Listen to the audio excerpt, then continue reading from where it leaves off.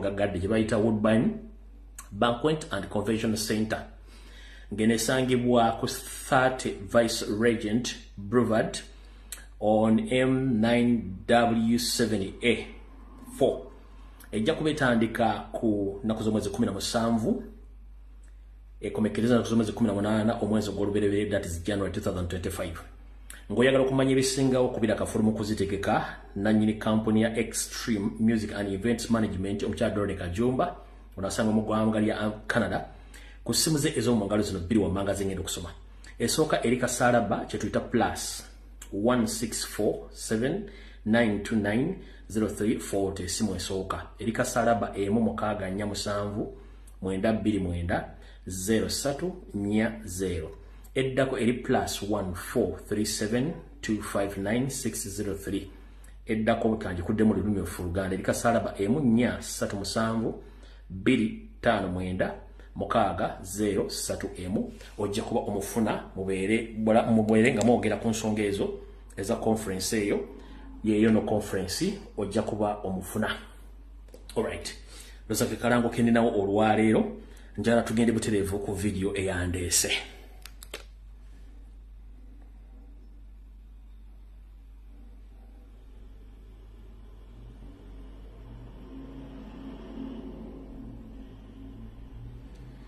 Video eyandeese tugenda gikwata mpola olwaleero tugenda gikwata mpola. Mu kugikwata empola njagala tuwulirize nga bulijjo. Ndowooza kati mutandise okutegeera kye bayita ekiri emmengo oba ekiri ewaka kye kirya n'atabaala. Oza mutegedde. Njala tutandike n'omutamanya ng'amba ono Yoseriti Bahabulo tusimbule video. We shall crush those enemies as we have done in the past. You preach your nonsense, we shall answer you by what?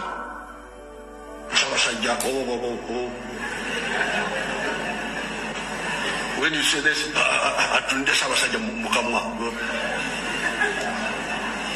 but politics is about to kill Mukamwa. Now if you say, we shall crush. Alright, Mr. Yoseriti Bahabulu alutabayisira mutabani wa kale ekyensi kya muzizide ensanga bisibe nannyini kabuyonje etambula. Gye baleko okugyotuusaako engalo egy'okutulugunya egy'okuwamba egy'okutta gy'obeera nti olina olukusa ku bulamu bw'abantu. Ndi wano okujjukiza ku myaka gyo egisemberedde okulaba entaanaayo mukulu tosobola kulwana na Katonda. Watta abantu okuva mu 1950 n'olwaliro kyabatta tebakendeera. Ekyo bwe kiba kyakulema okufuna amagezi okutegeera nti omuntu Katonda amwinako obuyinza munnanga okwotakota kamugaalo monde. Wabula ndi wano okukulabula Yoseri oyina abaana abasukka mu 12 plus oyina n'abazzukulu betumanyi obulungi naye enteekateeka gy'okwata essimu n'okubira omutanda Ssaabasajja Kabaka wa Buganda n'omutiisatiisa ng'oyagala akole by'oyagala era ng'omutiisatiisa omukozesa gwe by'oyagala si ggwe oyina obulamu bw'obwo abantu ku nsi kuno.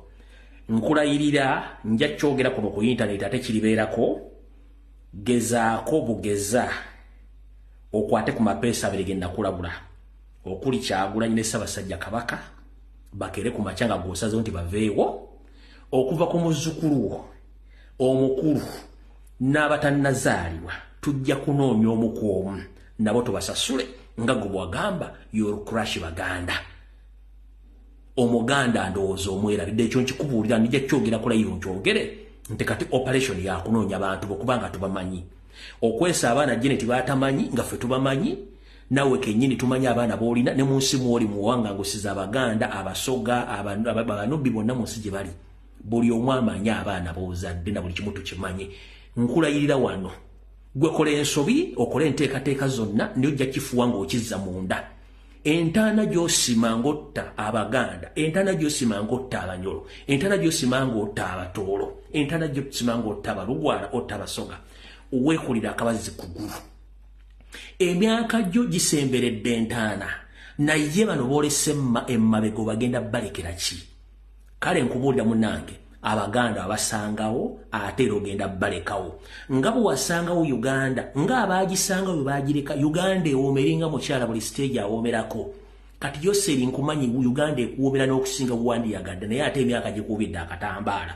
ndi wano kulabula n'abagwagwabo n'abantu bonna mudiringo okusanyawo Ssaabasajja Kabaka ne Kyagulanyi Ssentamu mukamanye mukoze kamanye ng'akoza n'owebbwa ebyo bikolobero byemukola nga muwuza temugenda kusasula mujja kusasulira ate mu ddoola oba si mu ddoola mujja kusasulira mu pawundi mussa abantu muwambye abantu mukikomye nga nenabo gisi mufungize buno bakamba okusindikidde Museveni kubanga gulabika weyita w'amaanyi nnyo niye amaanyi go gali mu mmundu ng'ate mmundu n'omuntu omulala asobola ogifuna buno bakanjala bugende gy'oli lekerawo okukwata abantu lekerawo okutta abantu kubanga tobayinako obuvunaanyizibwa bw'oba owulira olumwanyi ogayala kutta abantu famire oyina kuba botta ababo bennyini obakendeeza obungi bwebaka mbadde njala okusindikira olwaliro nga tutandika vidiyo eno era ndi wano okutegeeza nti engeri gy'wagamba okurashinga Abaganda nange kafamireko sikaagala kabeeraani era n'omuntu yenna adiringa naawe kabeere Muganda kabeere Musoga kabeere Munjolo nange simwagala kubanga naawe tonjagala mbeewo nange siri kwagala obeerewo kabeere muzzukulu ekyo nkigambye openire kubanga obudde temulina awo tuvuddewo kati tugenda kukwata vidiyo eno mpola ng'olina lwamu mutono nnyo please ndowooza wandibadde vidiyo eno ogyesonyiwa ng'olina lwamu mutono nnyo vidiyo eno wandibadde ogyesonyiwa akatambi kano kengenda okuzanya ne kankaleke sigenda kazanya kano wabula katandikire wano wasanya Col Charles Peter Mayiga Ssaluga Mulengejja tugenda kukwata vidiyo eno mpola mwenna abakyaliise bijanjala empiso mbasekeredde mujja kuzuukuka kyemuliko temukimanyi nsooke mbazzeeyo ku byafaayo oba tugende butereevu nina ekifaananyi kye naganye okupositinga naye kankibateere wano mukirabe mukakase Ssaabasajja Kabaka obulumi bw'ayitamu yensonga lwaki akasajja Kamayiga sikaagala ne mukama wako Museveni mwenna batugaana okulaba Ssaabasajja Kabaka kubanga bakimanyi nti kyangu nnyo ffe okwa-identifyinga ebintu ebituuse ku Ssaabasajja Kabaka ne bimukyuseeko ekifaananyi kino nandiyadde saagala kita era ndowooza nga sinnakiraga bantu ogusinzaayo Ssaabasajja Kabaka okuba nti ngenda kulaga ekifaananyi kino olw'ensonga nti abantu abasinga obungi tebamanyi mbeera mwoli mainstream media baazi kujjako ne bakulekera eyaabwe ey'amayiga ya BBS okuba nti be bakola edit mu buli kimu nga tebakkiriza kifaananyi kyonna kufuluma n'ekifaananyi kino kyafulumye nga akomyewo muwala we yamutunuulidde wadde yabaddeko akamwenyumwenyu nga ne Ssaabasajja Kabaka aliko akamwenyumwenyu naye ku ludda luno olw'oludda kuba yabadde atunudde bw'ati ne ku ludda luno olwa kkono ku kutuukwe Ssaabasajja Kabaka kireka bamukolako operations nga bamuwayalinga okuba ndowooza bamuteeka mu listening gadgets nga mwemuna abasinga obungi temwakiraba kati mulyoke mutegeere oli yabagamba nti alaji ekifaananyi kino mukiraba sindakizuuminga ono emuwala we Ssaabasajja Kabaka yoyo kasooke nsembeza ekifaananyi kino mukirabe oli azoga nti akyabaddemu edit sinnakizuuminga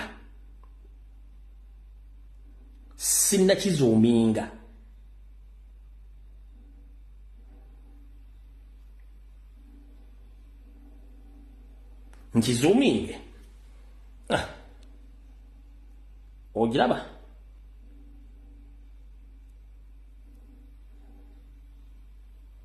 ebibira ddala munda eno neyita kutu waggulu zezino ensonga lwaki tebaagala mumulabe nkizizaayo bulungi nnyo nkiddemu nkizuuminge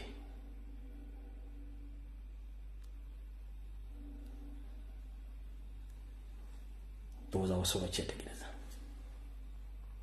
bangambye nkizuuminge nkimaleyo bulungi nnyo ozira bulungi nnyo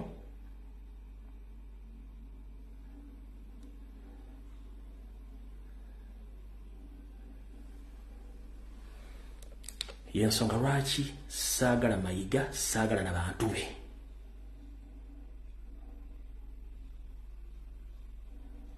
era bwe ndaba omuntu yenna simanyi mukungu w'emmengo, simanyi bloga, simanyi YouTube, simanyi munnamawulire, ng'ebigenda mu maaso tobitegeera, ng'omutanda bamucunyizza ebbanga lyonna n'atuuka okudda n'akulaga obubonero, era gwe n'osigala ng'oyasaamiridde tosobola kutegeera musajja kikyayitamu, n'akulaga engalo zino nti kyendi si kyemusuubira si kyendi ng'akabonero akakulaze nti bannange mundaba, nga tosobola ku identifyinga bintu ebyo. Ssaabasajja Kabaka empeta ye ebeerako, abeera ne galubindi ze nga buli kimu yali tasiibula muntu nti akuba jjambo. Omu ku bubonero bw'alina okukulaga mutegeere ki ekigenda mu maaso ng'empeta teriiko. Ne mbagamba nti ate ye ayagala obwakabaka era essaawa zino yabadde mu Amerika, ate ye empeta agirina.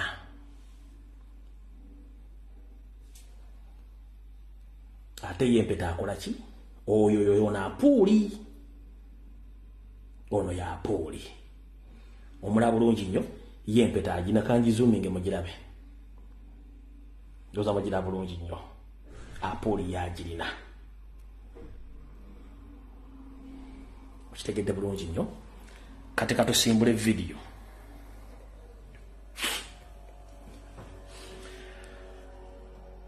Kuno kuliko abantu abansiga emyaka, kuliko abamanyi ebyafaayo, kuliko abamanyi ensonga z'obwakabaka, kuliko abantu abalina information, kuliko abantu abagisirikidde n'abeewuunya.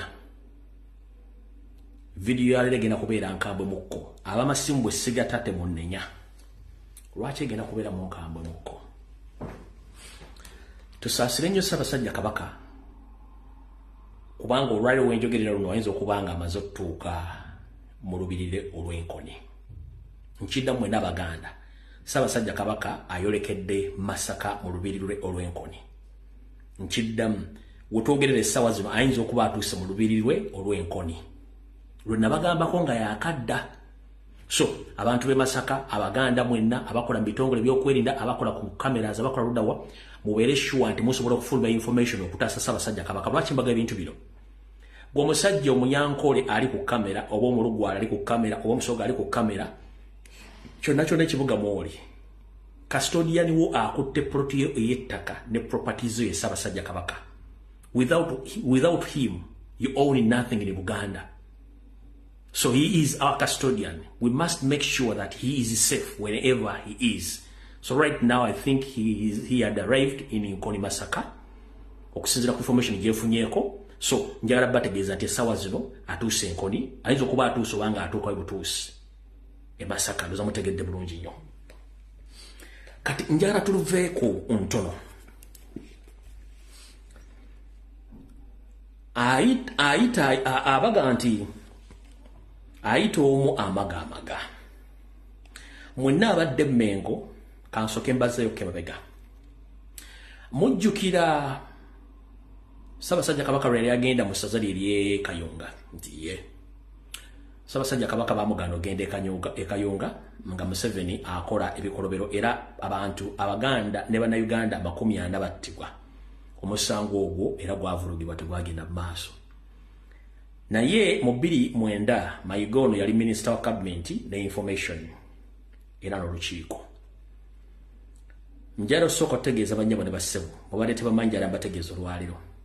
Ekintu Mayiga kyakola baali bakitegeka dda ne Museveni John Katende okufuula obwakabaka a private company. Okufuula obwakabaka private company. Abajjukirako emabega emyaka ndozange ebyo ne bagamba nti Mayiga yaddira omwaliro mulamba mbulange Mmengo baguteekamu bannamateeka b'ekika ekyenjawulo nga ne Katende yalimu. Ekyabaleeta okubeera mu Bulange omwo kwali kunoonya buli kiwandiiko kyonna ekya Buganda kitaputa n'okivundulo kizza mu nnimi zaabwe ez'amateeka n'okukyusa bwe kityo bwe kyali. Omwami ono mpolampola yagenda akyusa bw'afuuka Katikkiro n'akyusa buli kimu Buganda agifuule private company nga ye. Ebisiga details zijja kujja mu maaso, mujja kufuna information mugenda kutya, just mbasumira busonizi nakubajjukiza. Mu 2009 nga tugenze Ssaabasajja Kabaka muganya ogende Kayunga, abantu 40 battibwa naye ekyewuunyisa ono omwami nga minisita w'amawulire mugenda kubeera shocked bwe batta abantu ne bagana Ssaabasajja Kabaka okugenda e Kayunga mugerere eyaliyo omusajja oyo yakola kyamaanyi nnyo okukondeminga gavumenti n'okukola ebyali birina okukolebwa ne nvaamu n'omuzaana wa Kabaka ow'amaanyi n'atwala omusango mu kkooti oguggula ku gavumenti ya Museveni n'abatemu abatta abasajja ba Kabaka n'abazaana. Mayiga bwe yategeera nti omusango bagenze kuwabira Museveni mu kkooti n'asindika abasajja bane bakubira omukyala omu ku bazaana ba Kabaka b'amaanyi mu Kayunga n'abagamba n'omugaa nti jjayo omusango omukyala n'agaana. Kyatwala Wassanja Kawo Charles Peter Mayiga Ssalonga Mulenge ye kennyini n'asituka n'alumba omukyala n'amugamba nkuwa ebiragiro bino jjayo omusango w'oyagala obulamu ku biragiro bya President Museveni yalagidde jjayo omusango.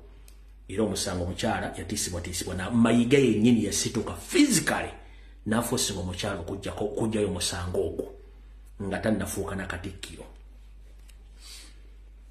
Wayita ebbanga lya mwaka gumu mu 2010 Mayiga n'akabinja kaakali Mmengo ne bakola olukolo ky'amasiro. Kati emyaka 14 ng'amasiro tegaggwa nenga ssente mwazisonda. Ekyo si kyekikulu, ekikulu kyekiruwa. Emisango gyonna egibadde givunaana Ssaabasajja Kabaka Ronald Muwenda Mutebi owokubiri Mayiga yabadde master plana waajo ng'era ya facilitatinga abo abavunaana Kabaka mu kkooti. Y'ensonga lwaki towuliddeyo musango n'ogumu Mayiga ne banne nga bakyalenjinza omuntu yena mu kkooti omugamba nti lwaki otwala Ssaabasajja Kabaka. Mubasindikira n'omu ku bataka b'ebika ow'ekika ky'ente eyagenda okuggulako Ssaabasajja Kabaka omusango mu kkooti ku lw'ettaka ly'e Kato mu Ssasa mumanye ab'ente baweesi. Era omusango ne bagusingisa Ssaabasajja Kabaka ng'alina okusasula oyo akulira ekika ky'ente amusasule ssente. Bino byonna nga biri influenced by Mayiga nga ya drafting emisango egyo byonna ebibadde by'okuswaza Ssaabasajja Kabaka omuvuma omukola ki byonna bibadde bya Mayiga nga bali mu kasisitemu kali akokkola emirimu egyo. Kati ndoza mutegedde bulungi ekintu kino gye kiva. Kati mumalo kitegeera bwe mutyo njagala mubeere bantu bakulu ate mutegeere ensonga zino bulungi nnyo. Bwe mmalo zitegeera mujja kutegeera lwaki ensonga zino zitambula bwe ziti. Mbaddireyo muwulize bulungi nnyo. Wali otuddakaawo ne weebuuza lwaki Mmengo ejjuddemu abaana n'abazzukulu abamu ku baabo abantu abaalina ebikolobero bye baakola ku Bwakabaka ku mulembe gwa kitaawe wa Mutebi oba ku Ssekabaka Frederick Luwangula Muteesa nga be bali Mmengo essaawa zino bazzukulu baabo n'abamu ku bo nga bakyaliwo nga tebatumidde mwana. Tugenze mu maaso. Ku lunaku olwokusatu nababuulira omusajja oyo Katikkiro owookubiri wagwa Nsibirwa jjajja mumanyi Martin Luther Nsibirwa. Martin Luther Nsibirwa yeetumiikiriza n'awaayo ettaka lya Buganda ne bazimbako ssettendekero wa Makerere University. Era yeetumiikiriza nakkiriziganya n'abamagulu meeru ne baddira eggwanga Uganda oba Buganda ne baligatta ku East Africa ku biragiro bya bazungu Abangereza naye nga ye Ssekabaka Muteesa yali aganye okuwaayo ensi ye. Kati weewuunye omuzzukulu ng'ayina revenge mu ngalo ze wandisuubidde kikyagenda okukola ku mbwa Ssaabasajja Kabaka. Mugenda kulya information ng'evaayo ku speed. Oyo omu wagwa Nsibirwa jjukira jjajjaawe omusajja Omuganda Nakabala ataalikuwadde enjokyo Sseekaatuuka yamukuba essasi ku mutwe ng'amulanga okulya mu Bwakabaka bwa Buganda okulya mu Ssekabaka Muteesa olukwe n'amuttirawo. Gw'osuubidde ono ku bigambo bwawulidde ku mikubu w'essimu eyavuddeyo ng'alaajana ne byempulidde okuva mu famire ne byempulidde mu nkuubo ono ayinza okwagala Ssaabasajja Kabaka abeerewo. Kizibu tuvudde waawo. Tugenze ku kwe yali mu nteekateeka z'okukola ebintu by'amateeka n'okubaga endagaano zonna John Katende. Nnaku zino abeera mu ggalagi bw'atyo era n'ebyasiba bikutuka. Jjukira nabagamba nti abantu bano bandiyagala okusaanyawo Ssaabasajja Kabaka naye bayinza Ssaabasajja Kabaka lw'okuba ntakola ki munnange tawerekera bagenze kutereka. Naye ate yandituula mu katebe ke n'alaba abantu abo nga bagenze okubatereka ye ng'akyaliwo. Amanyi Oluganda luza mutegedde bulungi nnyo. Omukulu John Katende ono story emugimanyi tugibaddamu buddizi. Kitaawe yali musajja omu ku basolooza b'emisolo bakubatambuza ssente eziva mu busuulu obwali busasulwa Abaganda. Yaweebwa ensimbi zino ez'omusolo azireete mu kitavvu kya Buganda. Omusajja ono ssente zino teyazituusa yazeezibika. Bw'azeezibika bagenda omukebera ssente bazisanga mu obubikka ebigere mwe muyita sockings era yogayoga mu kkooti ya Kisekwa. Mu kkooti ya Kisekwa bagumusalira nga tebaliko wadde gwebuzizaako ne bamutwala mu mbuzi ekogga.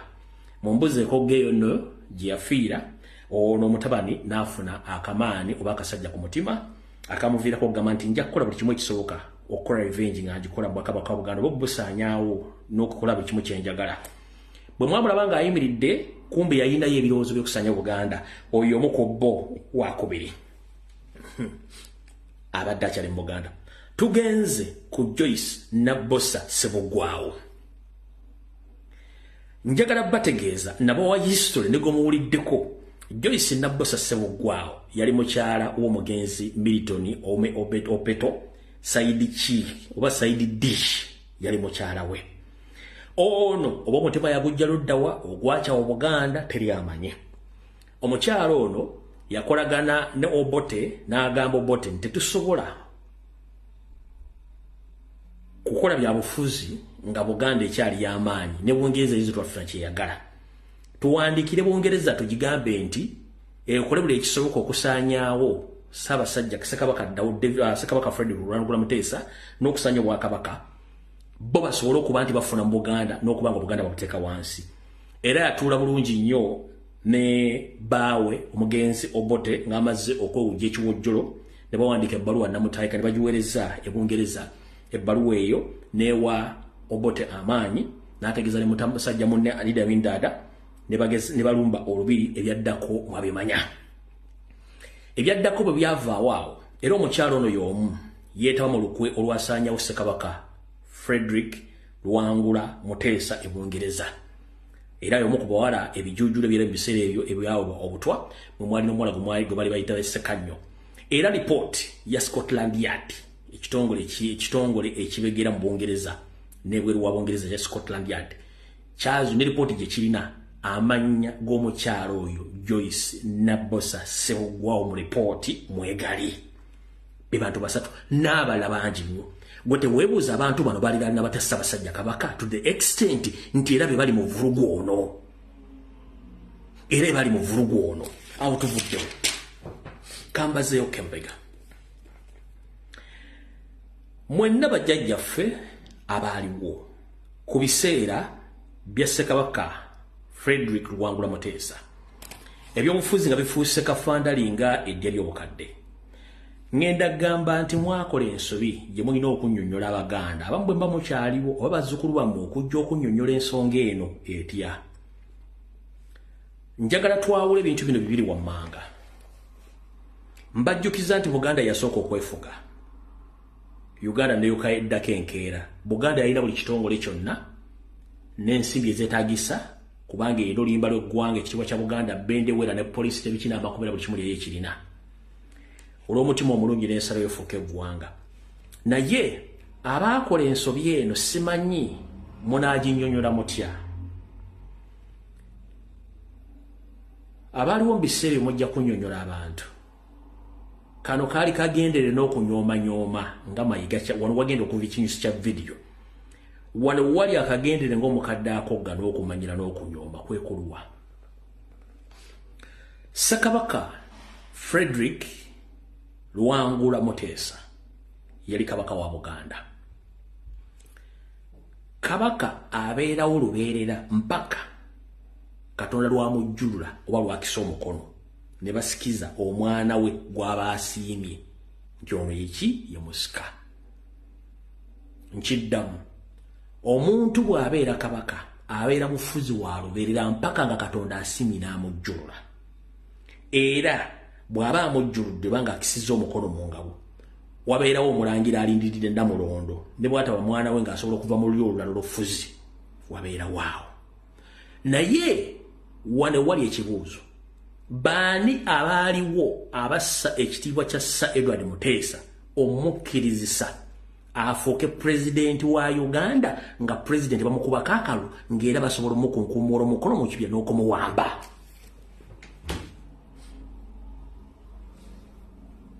Who were those people? And why did they betray Buganda and Sir Edward Muteesa? Ani baani abakola ebintu ebyo? Omusajja ne mukkiriza n'akitula ekitiibwa kye ekyobufuzi obw'olubeerero bw'ensikirano ne mumuleeta n'afuuka pulezidenti gwe bakubako akalulu gwe basobola okuwamba, ekitiibwa kye ne kigenda ne kisikirikirawo ekiro. Ekyo bulijjo tewali akibagamba. Nkibabuuza wano, baani abaali mu lukoobo olwo nga bassa ekitiibwa kya Buganda bakisaanyawo n'Obwakabaka? Okuwa ekyokulabirako, abazungu bonna ensi zonna ezisinga obungi enfuga yaabwe n'ebyenfuna n'ebulombolombo n'ennono bonna babikoppa ku Buganda, including Bungereza. Goloza lwaki Obwakabaka bwa Bungereza bwe buli nga tebwenyigira mu byabufuzi byakulondebwa? Queen teyalondebwa, Charles talondebwa. Lwaki mwaddira Ssekabaka Muteesa ne mufuula pulezidenti ng'akubwako akalu ng'asobola n'okuwambibwa?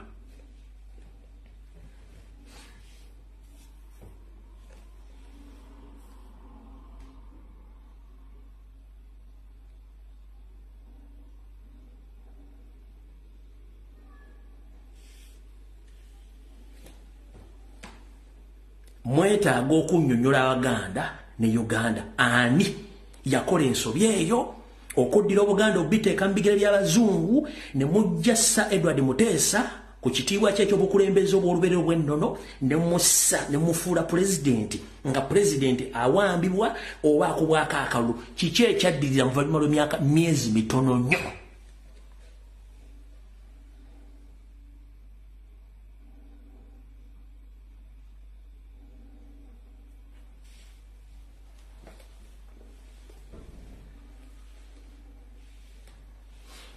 Ekyaddirira Obote ng'akolagana ne Joyce Nabbosa Ssebuggwawo n'Abangereza bateeka mu nkola ebiragiro bya Bungereza mu nkola ne bakozesa Amini ne balumba Obwakabaka nga ne Museveni kwali essaawa zino.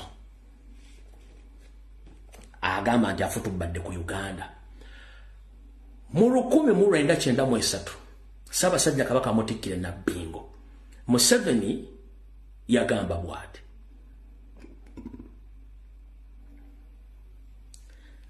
aziza Obwakabaka tebusoloza musolo, tebuyina buyinza, tebukola ki, nekibeera waawo. Buganda nesigaza political power yaayo nga teri muntu agenda kwesimba Bwakabaka wa mu Uganda nga tamaze kusaba lukusa kuva Mmengo oba buyinza Mmengo, kyetuyita endorsement. Ekino bajja nga bakijjawo mpola.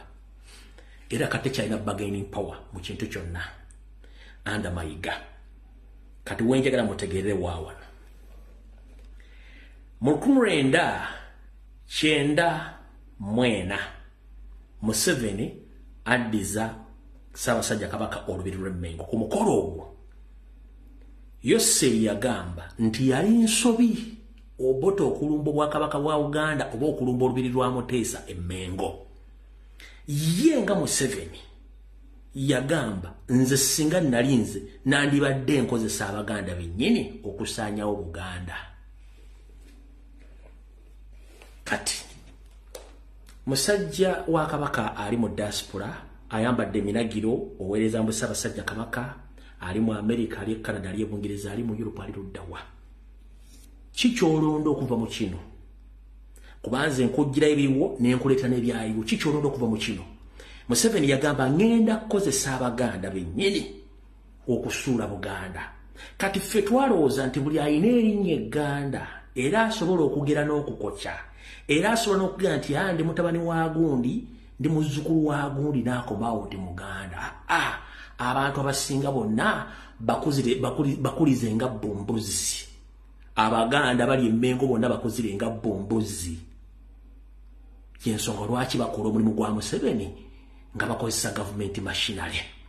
Mumpulidde bulungi nnyo. Kati gwaddawo n'ojolonga n'ovuma Lumbuye, njagala kubazaako ekigambo kimu nti wattu gy'okoma okujolonga n'okuvuma gyekoma okuba yabuuza lwaki muvuma omuvubuka oyo, lwaki muvuma omusajja oyo. Wattu bagenda okuwuliza bye ngenda okwogera bye njogedde nga baga nti mulindeko omusajja mutuufu.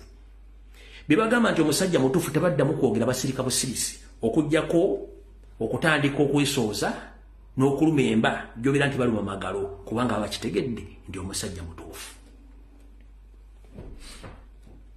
Njagala kugamba buli ekigenda Mmengo kyonna kitegeke nga Museveni bwe yakibala mu 93 okukozesa abantu be okusanya Obwakabaka bwa Buganda. Nze omulimu gwenkola gwa buwumbi na buwumbi bwa nsimbi okutaasa eggwanga Buganda, si walampa, sivuma, sirengeza, sivula Bwakabaka. Kyenkola tosobola kikola kyovola Mayiga tava ku TV, tava ku radio kubanga alina kyazibira akatali kabbe amagumba oli osula mu mulyango. Akatali kabbe amagumba oli osula mu mulyango. Mayiga ekimwogeza ng'eyanobako ekintu kye kiyiika kye baamuwaako mission okukola yali takisuubira nti esobola okuvaayo abaana Abaganda n'abantu okwogera ku nsonga z'Obwakabaka nga tebakozeseza TV oba radio bozi bamanyi kyekisoose okubalema okutegeera.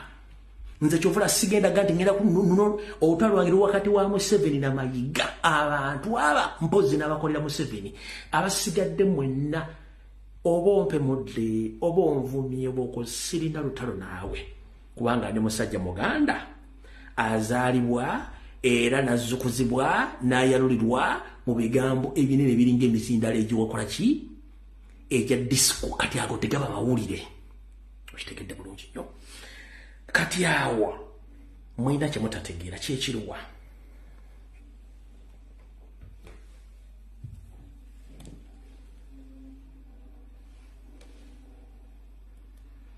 Kankibalage.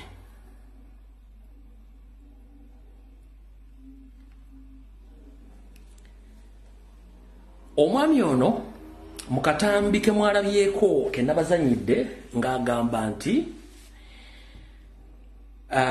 emikolo tegijja kukyusibwa olw'okuba Ssaabasajja Kabaka waali. Ekyo si kya Buganda, kya bwewussa, kimenya obulombolombo n'ennono. Olw'ensonga nti Mayiga alwana nnyo okuddira Obuganda obujja ku nnono yaabwo babufuule private company kyekigendererwa kye kubanga Obuganda buyimiriddewo ku nnono na buwangwa. 1. Mayiga mukozi ng'abakozi abalala talina moral authority ku Ssaabasajja Kabaka. Buli muntu yenna alondebwa mu kifo bulondebwa n'ateekawo kye tuyita resistance kitegeeza nti si y'abaali munyimidde mu kifo ekyo ng'akibaddemu nga ye no.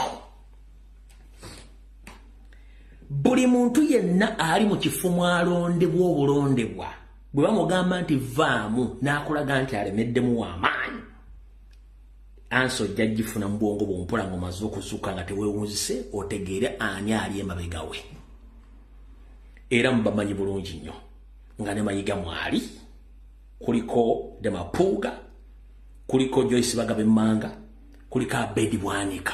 Ye kiiki era yayingira Mmengo nga temugimanyi Medad Dubega Segona. History w'okubakwata mwamutegeera, swap deal ezaakola mwazitegeera era temuzuuka temufuna bwongo.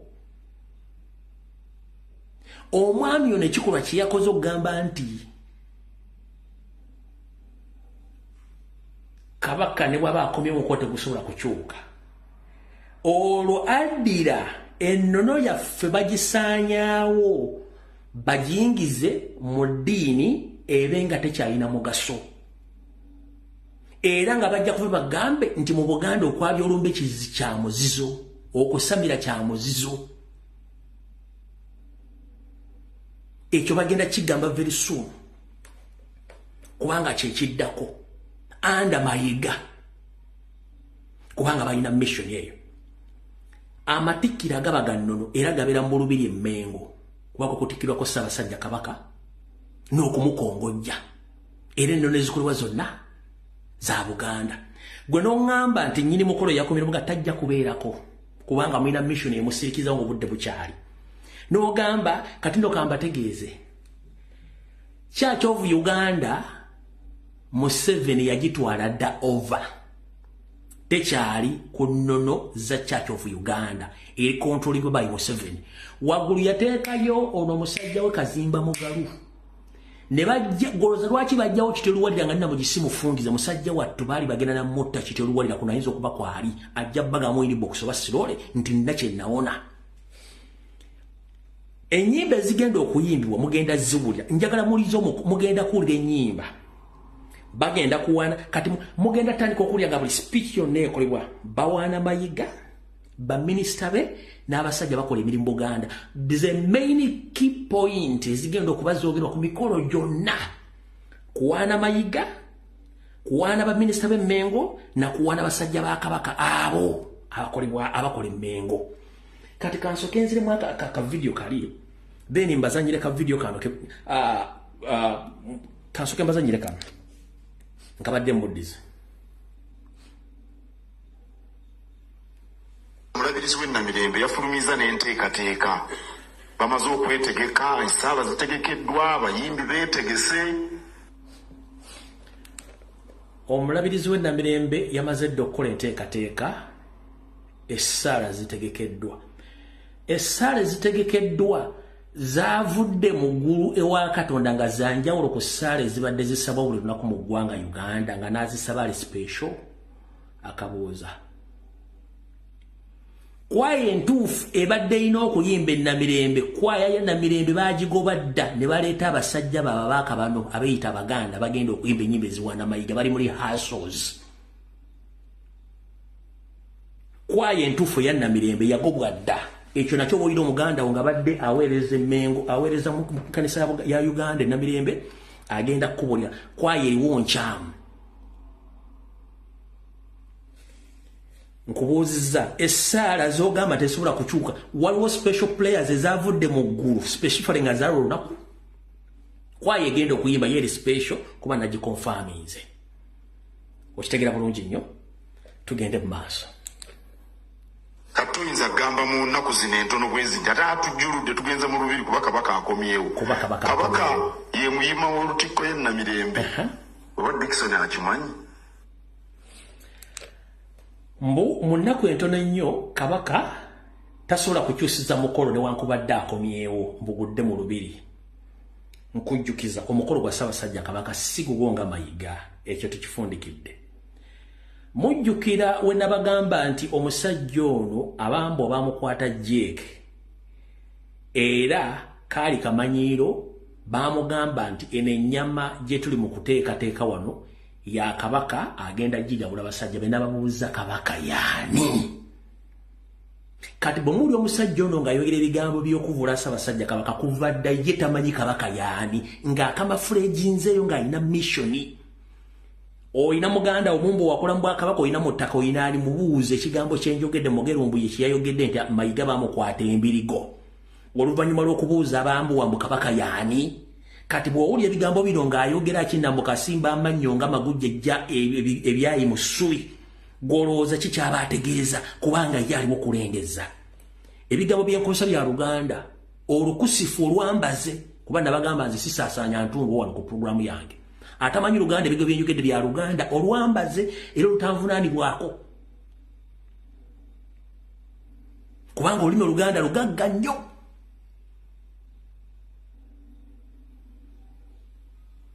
okujjako abatakimanyi amanyi Oluganda olulimi Oluganda lugagga nnyo tugenze mu maaso era kkanisa eyo yazimbibwa Ssekabaka Daudi Chwa ekyamazima era kabaka wa Buganda ye muyima w'ekkanisa y'e Namirembe. N'olwekyo tetujja kuva mu kifo ky'ekkanisa ekyalangirirwa edda wadde nga kabaka waali. Ebya visa ab'omutimbagano bwe baayagala okubisavuwaza. Kabaka abadde wakudde okuva e Namibia nga 21 ye yali enteekateeka y'abasawo era yali enteekateeka yaffe. Naye bali ab'ekifo kabaka waabadde bwe baalaba nti ennaku kubanga omukungu e Namibia bamuwa ennaku 9. E Namibia bannayuganda tebeetaaga visa era bw'ogenda e Namibia mu passport temuba visa. Naye bw'otuuka ku kisaawe bw'otaba mukungu kati nga gwe Namakumbi toli mukungu gwe bakuwa sabbiiti 2-3 oveeyo ofulume. Bw'obeera omukungu bakuwa ennaku 9. Kati bo baabikola mu ngeri era ng'abakozi ba gavumenti bwe babeera nnaku 9 zinaggwa kati akyayira ennaku 2-3 aleme kuyita ku kisaawe ng'ennaku ziweddeko. Kakkana Salapulesa wenzija. Kakkana Salapulesa wenzija. Yamanya nti omutanda wakudda ng'ennaku z'omwezi 21. Ennaku z'omwezi 21 yazimanya. Ate bw'ogamba nti okuva kwezi ennaku omukolo tegukyuka kikyoba otegeeza. Mayiga ndowooza osigadde kkubira Al Jazeera BBC CNN kuggyeko amawulire ng'okakasa. Ensobi gye wakoze kwe kuddira n'oleeta Dr. Kazibwe kubanga Dr. Kazibwe oyo mwami gwengendo Balaga alina masters mu mawulire y'omu ku ba senior journalist mu Buganda ne mu Uganda. Ne bw'omuleese okuggyako interview kitegeeza nti yabadde last resort yo ku kintu ky'olina okukola okwogera. That was a huge mistake. Okuyita Dr. Kazibwe okujja okuyintaviewinga ku bintu by'okoleddemu ensobi kati kankukwata akabaddiya ensewulire.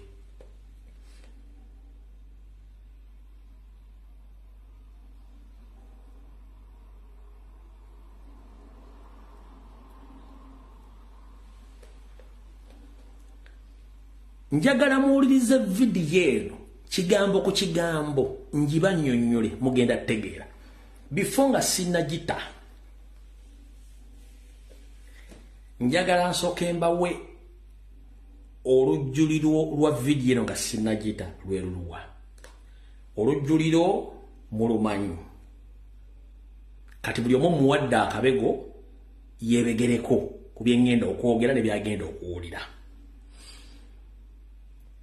Mu bigambo byengenda okwogera bigenda bawa ekifaananyi ekigenda okubira mu ka vidiyo kano ekisookera ddala. Omwami ono bwe yabadde afulumya ebigambo bino yalaze nti Ssaabasajja Kabaka yayingira mu Namibia ng'omuntu wa Ssaabasajja Kabaka yayingira mu Namibia gavumenti ya Namibia yamutegeera ng'omuntu omukulu ow'amaanyi mu ggwanga. Nkiddamu bw'owulira akatambi kano ono Mayiga alaga mu katambi te Ssaabasajja Kabaka yayingira mu Namibia like nobody ne gavumenti ya Namibia temanyi muntu kigwerina. Wano wali ekinyusi kya vidiyo. Bw'owulira akatambi kano kigenda kulaga nti Mayiga bayingiza omuntu nga ne gavumenti ya Namibia temanyi muntu kigwekutte oba gwerina. Mayina bagamba nti omuntu omuwanga obudde ne yeekuba ggoolo. Dr. Sam Kazibwe omusajja ono yakosezza ensobi okuteeka ekifaananyi ky'omu kubuuza ebibuuzo nga naawe Kazibwe ebituufu obimanyi. Sandisuubidde muntu alina masters mu mawulire kujjako Mayiga interview oba bw'okyeseza bw'okyesa simanye. Bw'owuliriza akatambi kano kakulaga nti Kabaka baamuyingiza mu Namibia nga Namibia temanyi muntu kyayingidde. 1. Omuntu yenna bw'ayingira mu ggwanga nga diplomat bebe bitiibwa ayingirira ku mugguukiro mulala ogutali gw'abantu bonna era oluyingira bamuggyako details ze zonna ne baziteeka mu system nti omuntu gunde gudi yavudde mu nsi bw'ati ali ku kitiibwa bwe kiti ne baziteeka mu system ne bamanyi omuntu gwe baddiringa naye. Njagala wano omuntu muwandike message 5 zokka oba byenjogera si bituufu. diplomat yenna bwayingira mu ggwanga tayingirira mu lujjudde, ayingira mu wingi yaba diplomat. Era bwayingira bamujjako details yani azza kukola ki, agenda kusulawa, agenda kumala bbanga ki, era ne gavumenti ne security y'ensi eyo era omumonitaringa 24/7 until lwanaafuluma. Njagala muwandika n'abantu 5 oyo njogedde bikyamu.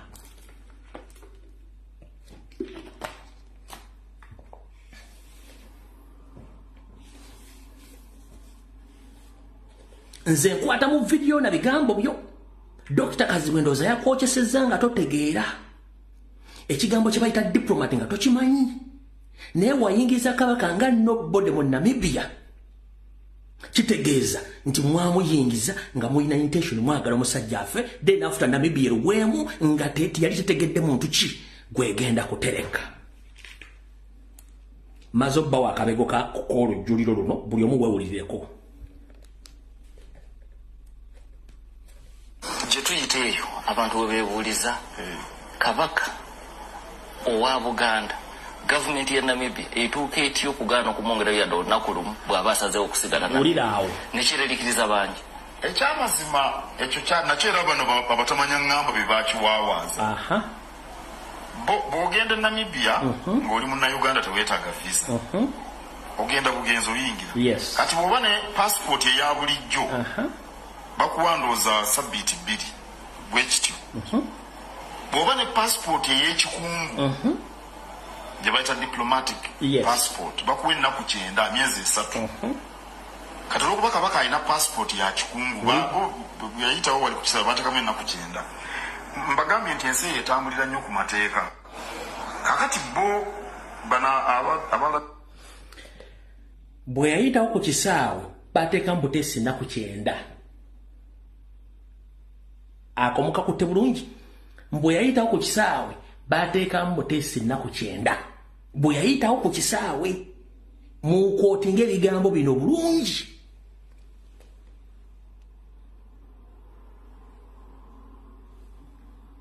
Mbagambye nti ensi etambulira nnyo ku mateeka. Kakati bo bana abalabirira ekifo kino. Ulira kabaka we ulira bakuwandooza sabbiiti 2 bwekityo. Bw'oba ne passport ey'ekikungu ulira gye bayita diplomatic passport bakuwa ennaku 9 myezi 3. Kati olwokuba kabaka alina passport ya kikungu yayitawo wali ku kisaba bateekamu ennaku 9. Mbagambye nti ensi etambulira nnyo ku mateeka. Kakati bo bana abalabirira ekifo kino kabaka we yali bwe balaba ennaku ziweddewo ne bawandiika ebbaluwa ya bulijjo. Kati oli yagenda wamu bano bayita ba civil servant n'agamba eno okawulidde bali abaddukanya ekifo ki twabawa details kabaka bamulifaalinga mu ddwaliro ly'abantu abaliko akajabangu ono akiyita kifo visa bweggwako mbu ono addukanya ekifo ekyo yawandiika ebbaluwa nga ya muntu wa bulijjo. Oyagala okunga mwamuyingiza mu facility nga tebamanyi muntu kigo bayingiza.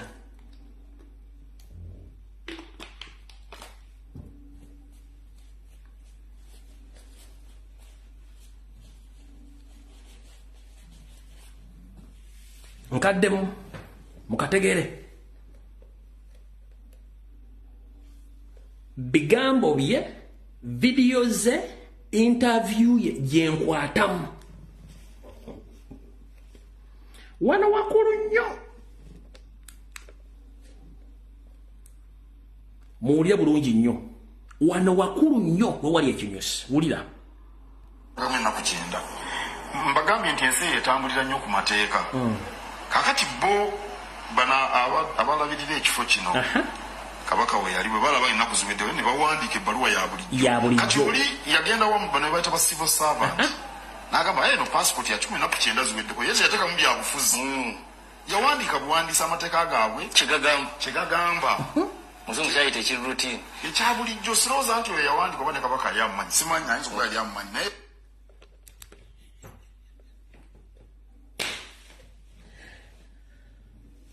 mama yangu Fatuma Dokita Kazibuwayo kyesezza omusajja mbo yawandiika yali tamanyi nti obane Kabaka amumanyi.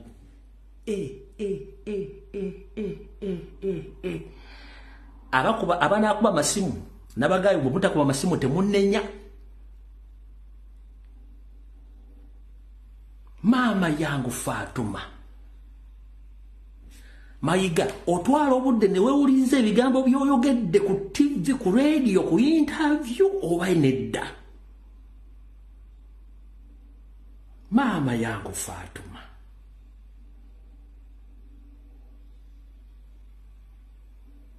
kankabaddiremu.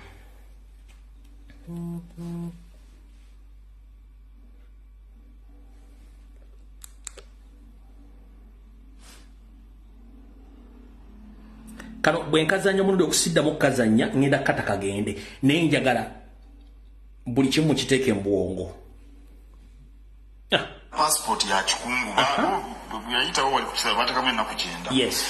Mbagambye nti ensi etambulira nnyo ku mateeka. Kakati bo bana abalabirira ekifo kino Kabaka we yali bwe balaba ennaku ziweddewo ne bawandiika ebbaluwa ya bulijjo. Kati oli yagenda wamu bano bayita ba civil servant. Nagamba eno passport ya 19 ziweddeko yesu yateka mu byabufuzi. Yawandiika buwandiisa amateeka gaabwe kyegagamba.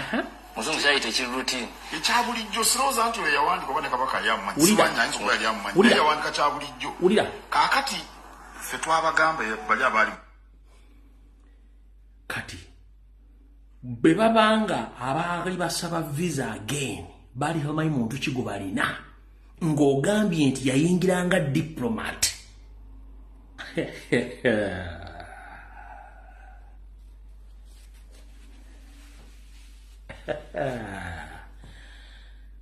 Musajja mukulu nga weeye amanda mu buli maawa.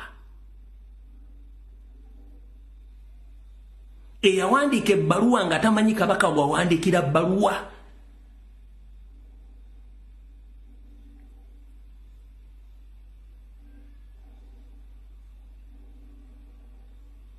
Tugende maaso. Kati wano sigenda kaddamu kakwata mu nsonyiwe. Abalabirira ekifo kino Kabaka we yali bwe balaba ennaku ziweddewo ne bawandiika ebbaluwa ya bulijjo. Kati oli yagenda wamu bano bayita ba civil servant. Nagamba eno passport ya 19 ziweddeko yesu yateka mu byabufuzi. Yawandiika buwandiisa amateeka gaabwe kyegagamba. Muzungu kyayita ekirutin. Ekya bulijjo sirowooza nti oyo yawandiika oba ne Kabaka yali amumanyi. Simanya ayinza okuba yali amumanyi naye yawandiika kya bulijjo. Kaakati ffe twabagamba bali abaali mu kifo. Kubanga ab'ekitebe kyaffe abatwala Namibia baali bagezaako okugamba nti mubaleke kuba Kabaka agenda kudda. Mubategeeze butegeeza nti Kabaka akomawo. Ndowooza ennaku zaggwako nga leero Kabaka ng'akomawo mu nnaku nga 3. Ne tubagamba nti abe situgenda bigendamu kuba Kabaka kiseera kye kituuse ekyo. Right.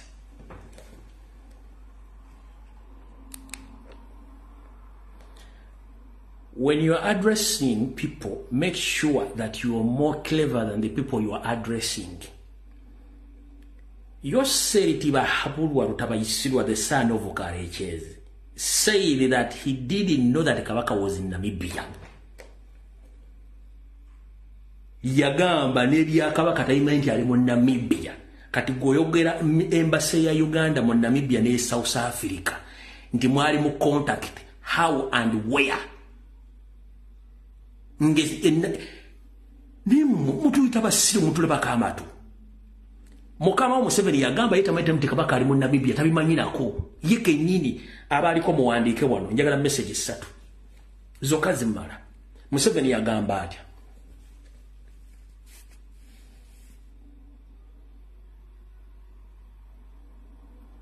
Temuji haki nga muleka abantu ba discussing ngenda kutamba simu mba kimwagala. Museveni yagamba atya.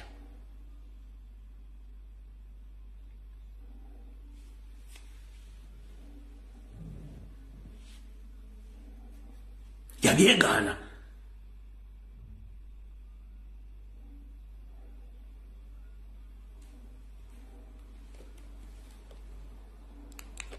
Tugenze maaso. N'olwekyo tikyali nsonga nkulu naye abatalina buntu bulamu. Bangamba nti baba baagala abantu babagoberere ku mitimbagano. Bwe babagoberera nti baba bawa ssente. kakati baagala okufuna kyeboogera ne bakisavuwaza ne bakigejjesa ne bakola bati naye teyali nsonga nnene era singa twali twagala nti kabaka yeeyongereyo twandibadde tusobola okwogeraganya ne gavumenti y'e Namibia bakuwa batya ssente naawe n'ozikkiriza n'ogamba nti kabaka bamuwambidde ku kisaawe muwambe tayogere nababuuza nti kabaka mubadde muyita nga bano abalenzi omanyi ekibuga kirimu abaana wano ekyekampala abakaramojja abakesisi bajja ne babayoola omuntu afunulayo aye tetumanyi ne gye babatutte kabaka abadde bw'ati gwe saamukazi bwe nga baakuwambye buwambi tewayita ssaawa emu ng'ensi tennawaawaala okutwalizaamu oli muntu wa bulijjo naye kabaka omulamba ekyo bwe kyagaana ne bagamba baamukuumira Namibia gavumenti ya wano ne Katikkiro bamutadde mu buwambi ne Namibia baasalawo bamuteeke mu buwambi kakati gavumenti y'e Namibia efuna ki mu kuwamba kabaka gavumenti y'e Namibia y'emu ku nsi ne bw'ogenda ku mitimbagano esingamu amateeka esinga okubaamu emirembe. No worries, tugende mpola mpola. Abali ku mitimbagano boogere baagala era bafuna bafulumya bafuna ssente. Wow, a professional lawyer, the so-called Katikkiro, the greatest liar of all time we ever had in Buganda. Abasajja mu Uganda balina milioni 3 balina mitwalo 8 nti basula kyaggulu following mbajisasula comment bajisasula likes bazisasula tewe yagadde luno. Anyways, yalinze n'abantu bona bagala Ssaabasajja Kabaka abaazwa nti mwali muwambidde Namibia mwali mututte siko kiri wavaayi gw'okujja okwogera nti ali Namibia twamala kuteekako ninga for almost 7 days nga gw'osirise. Ndowooza mutegedde bulungi nnyo. Kati omwami ono okujja okukola ekintu ekyo kyonna byonna bikola akimanyi nti mission yayiise tolina kyogenda kuddamu kwogera abantu bakiwa amakulu. Osindisa abantu mu mizikiti obasasula ssente bavumirira bali ku social media ngamba okunamira mizibe kuba tajja kukulaba. Osindisa abantu babagende ku machachi bavumirira bali ku social media okunabira muzibe teri agenda kukulaba. Osindisa abantu bagenda ku mikono bavumira abantu bali ku social media okunamira muzibe teri agenda kukulaba. Mayiga akatali kaboli osula mu mulyango. Ssaabasajja akkiridde enkoni olwaleero buli kimu kimutambulirako tukiraba oda z'osindika tuzimanyi naye kakutande ojja kutegera ekifa ku muganda omutuufu ojja kitegeera. Ffe ekituufu mission yaffe yali akujja Ssaabasajja Kabaka Namibia yavuddeyo. Kola enkweteeketeekezo zonna ojja kulaba ekifa mu Baganda. Njala tegeeza n'Abaganda mwenna olwaleero baazise mugerere era olukolwa tamugere Mayiga yawinamu omukono era Mayiga yawa basajja be ne bawa mugerera butwa mugerere gwe baazise. Mwenna abadde kuzika kwa mugerere abadde eno mu tent wabeera batamiivu information mwagifunye sigenda jidda mwenna abadde mu tent ewabadde abantu basinga obungi information mwagiwulidde buli omuga nti Mayiga yasse mugerere ekyo kyonse ekimanyi. Kati mukuru nze sigenda kumalirako budde ensi etegedde ekituufu kyeki. Mwenna abambadde bamanyi omusajja gwe bayita Zimula Edward Nkoyoyo. Zimula Edward Nkoyoyo naye yattibwa Charles Peter Mayiga Saloga Mulengejja ng'amaze kisinyaako nga Ssaabasajja Kabaka alina ekirowoozo ekifuula Edward Zimula Nkoyoyo Katikkiro wa Buganda. Oyo ye mugenzi Edward Zimula Nkoyoyo. Mayiga yamusindikira batamanya ngamba ne bamunyiga.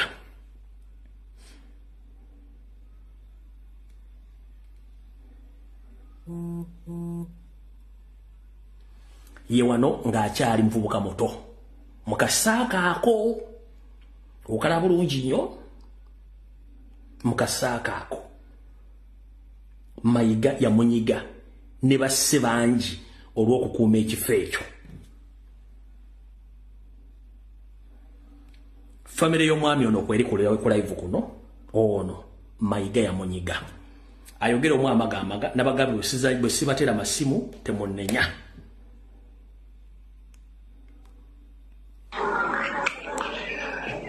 Mukulu Mkululumbuye gyebali nkulamusizza obulamu bugamba butya.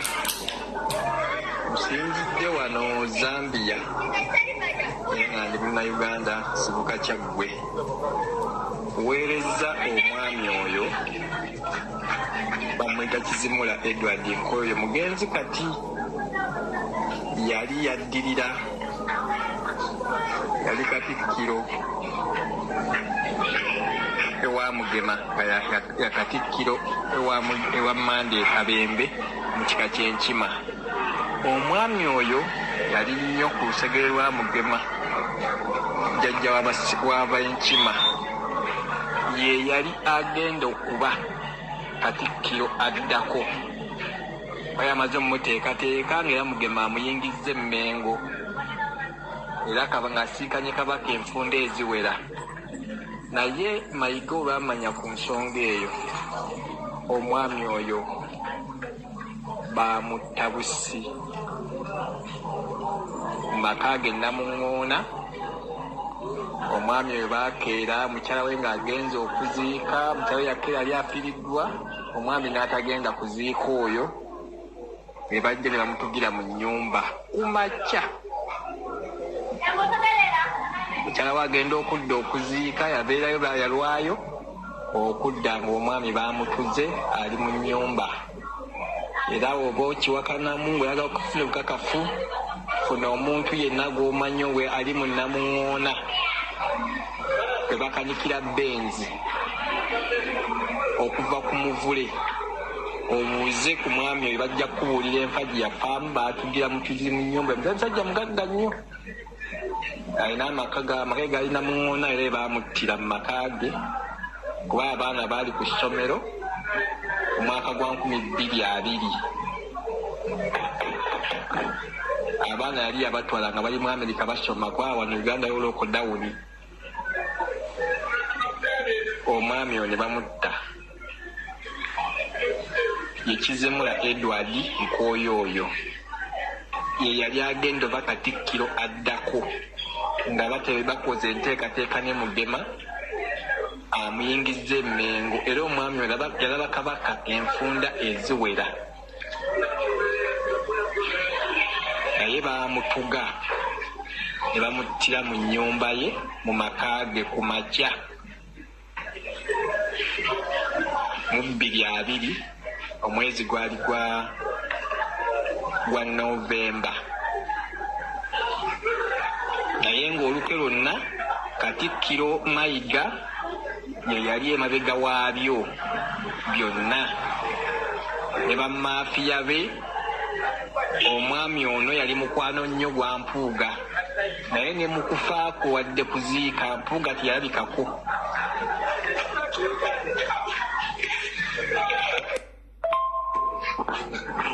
Olamusizza nnyo ssebo Mukululumbuye era nsiima nnyo by'okola byonna.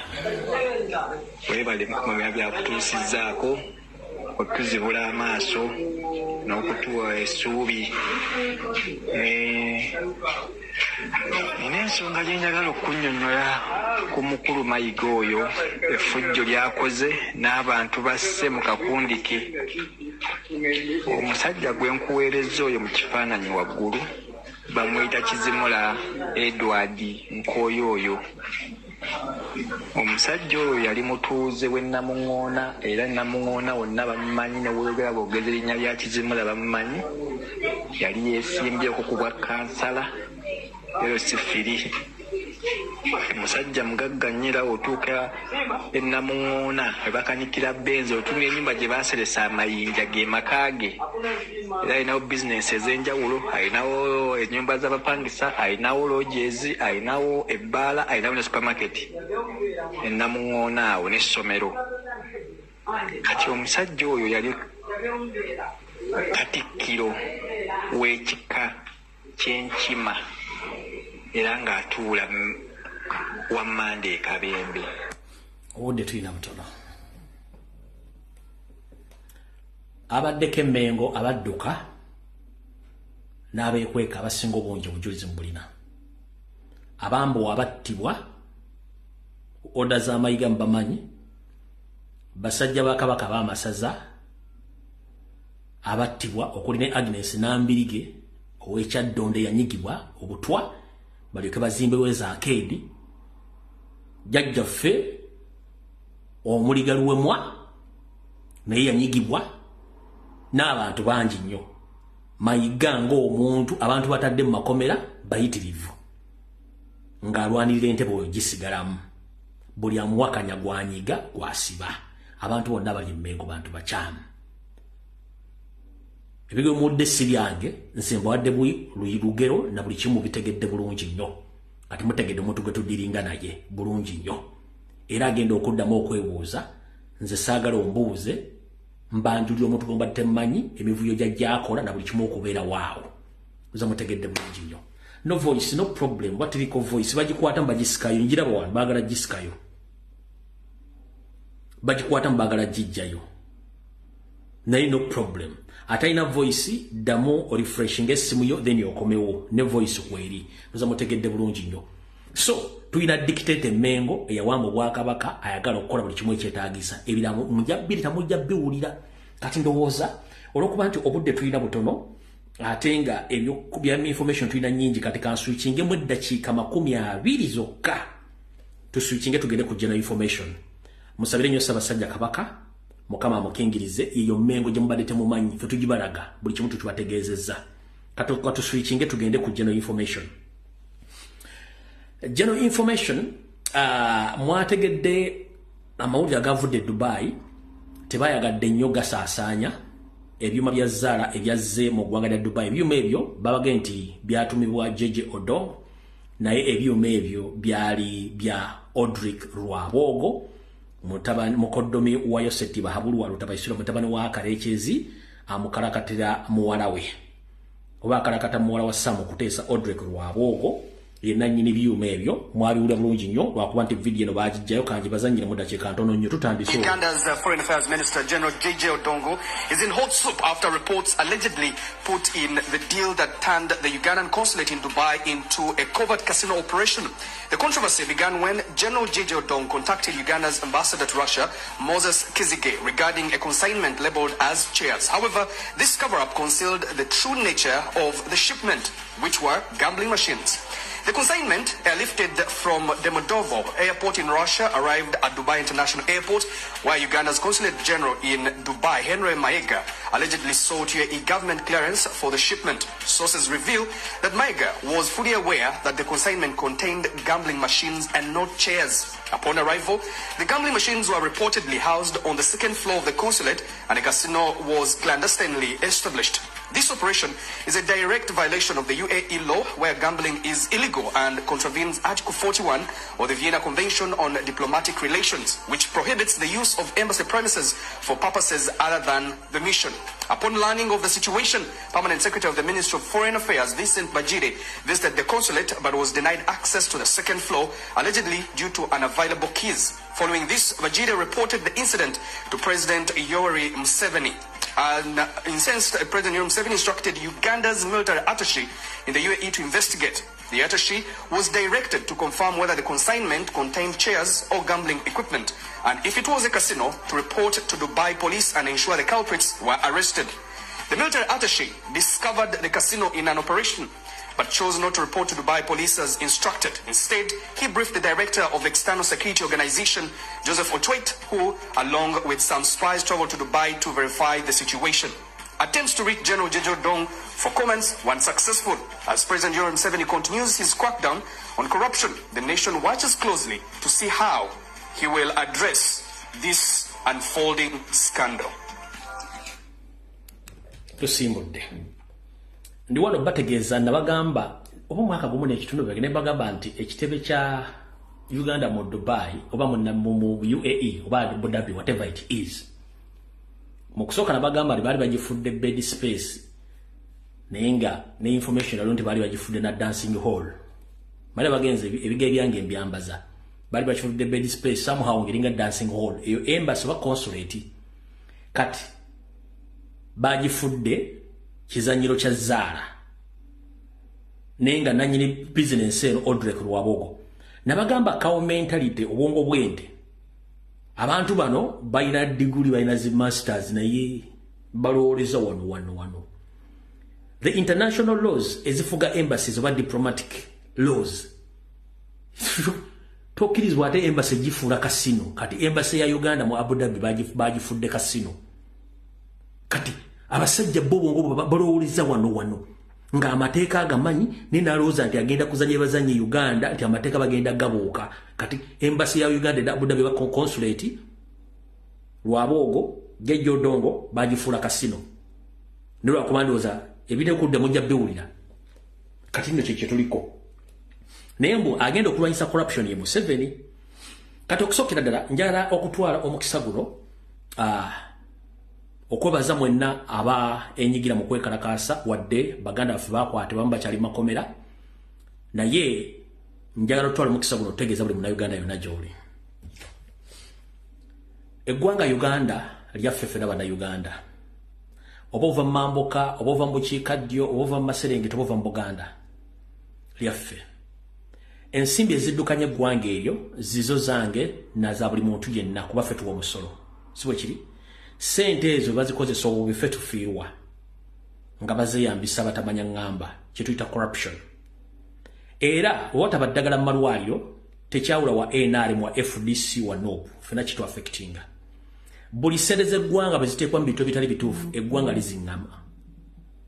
Olw'ensonga nti ffenna kitukoseza wamu. Twetaaga eddoboozi eryawamu nga tetukozesezza byabufuzi nti bibiina byabufuzi no. Eddoboozi lyaffe lijja ttambula nnyo nga twegattidde omu okulwanyisa enguzi n'okuggyako gavumenti ya Museveni. Kubanga enguudo kwe tuyita nabo ko bayita. Amaliro ge tugendamu amabi nabo ko bagendamu. Abayimbi kibakakatako, bannabyabufuzi kibakakatako, abantu babulijjo kibakakatako okulwanyisa enguzi by all means. Enguzi esobola okusuula gavumenti. Enguzi esobola okukyusa gavumenti. Enguzi esobola okutta abantu. Kubanga abagiridde yagaggawadde n'essente zibadde zigenda okukola ekintu ekisobola okutta abantu. Enguzi bulwadde obuluma buli muntu yenna. Essawa zino abaana bonna bavuddeyo kwekalakaasa oba bakibiina ki oba bakibiina ki bataddewo ettaffaali erisinga abalala.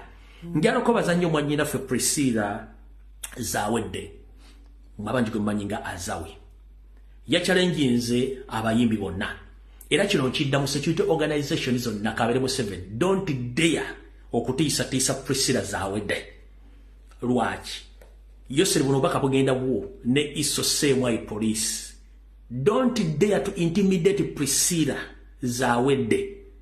Eke Azawe. Eyo constitutional right ye kubanga awo musolo. Constitution right ye kubanga awo musolo. Ebigenda maso mu ggwanga nga temuteeka bintu bina kubeera bayamba bantu kiyamba kinyigiriza n'abantu abalala. Temugezaako kutiisatiisa omuntu yenna kubanga ekyo constitutional right ye nti lwaki yayogedde lwaki yakoze ebintu ebyo. Ffenna tugenda kusirika olw'okuba nti amba batiisizza amba wadde ssente. Ono omwana muyimbi si munnabyabufuzi yavuddeyo kwogera statement eyo ng'ekintu kisusse. Bakansala bufuluma ne mugenda ku trips ebweru. Mwagala tugayo mulaba bwe temusobola kukola mu Uganda. Bachairman LC4 mufuluma ne mugenda ebweru. Bye mulaba temusobola kukola mu Uganda. Bamemba parliament mufuluma buli luvannyuma lw'emyezi 3 mugenda ebweru. Bye mulaba ebweru temusobola bikolayo. Bannabyabufuzi Museveni mwenna byanawo mufuluma ne mugenda kye mugamba ebintu ebikolebwa mu nsi ezo tebisobola kukola mu Uganda. Bisobola naye lwakuba nti essente z'omusolo zibbibwa. Kati bw'akyogerako n'omuga nti yakoze ensobi gwe wennyini amuvunaana okwogera ku kintu ekyo yeeba ensobi gwe abeera omusobya.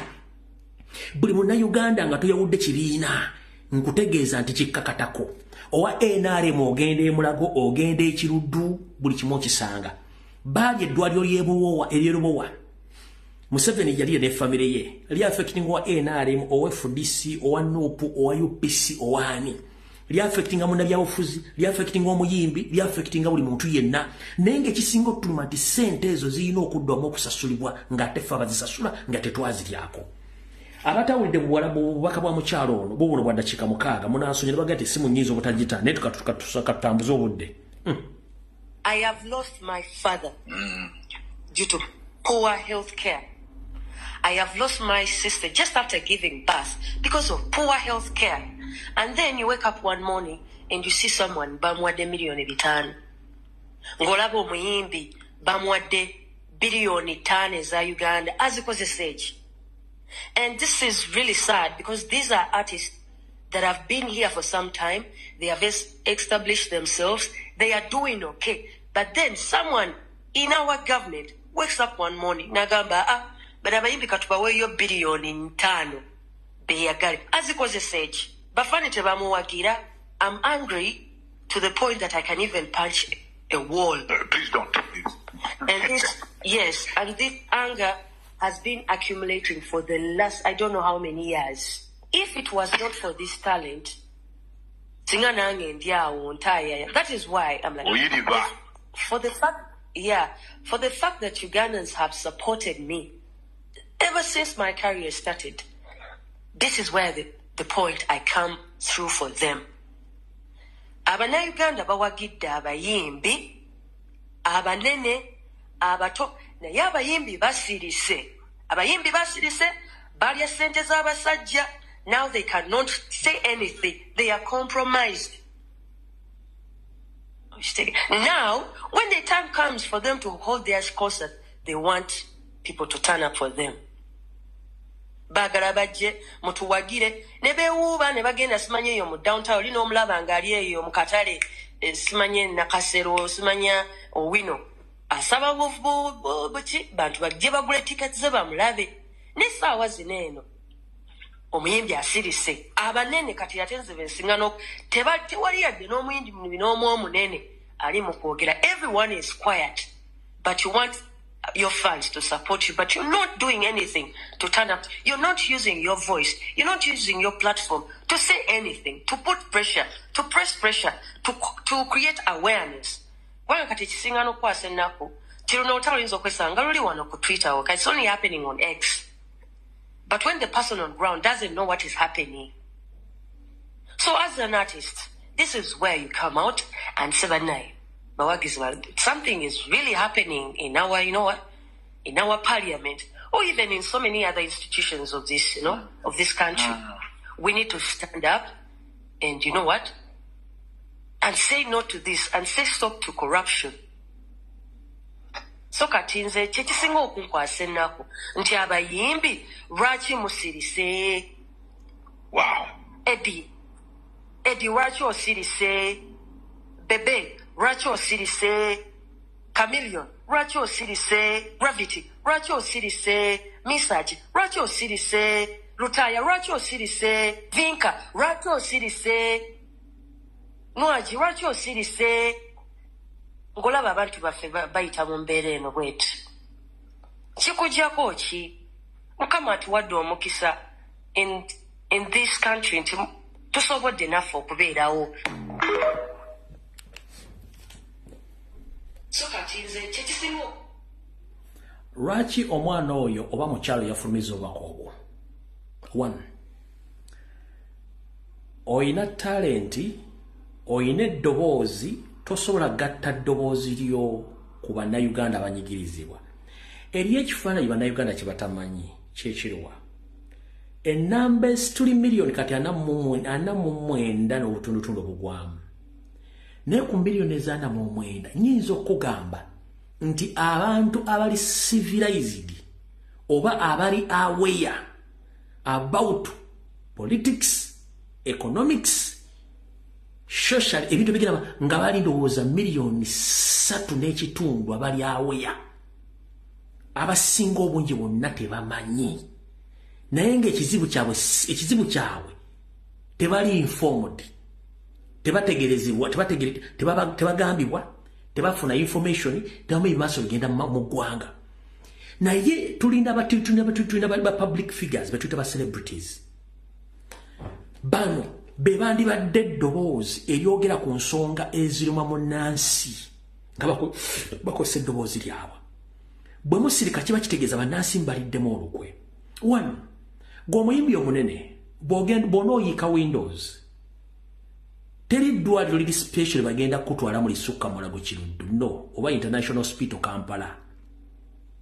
Era naawe ogenda kufa ng'ono atamanyi. Era ogenda kufa ng'ono abadde tasobola kwogera nga gw'obadde osobola okwogera. Go politician, mwina budget ya mwezi special tubasobola okutwala Nairobi ne Masendala. What about your voters? Abalonzi bagenda kugenda luddawa. Right now as we speak right now. Tuli milioni na mwenda.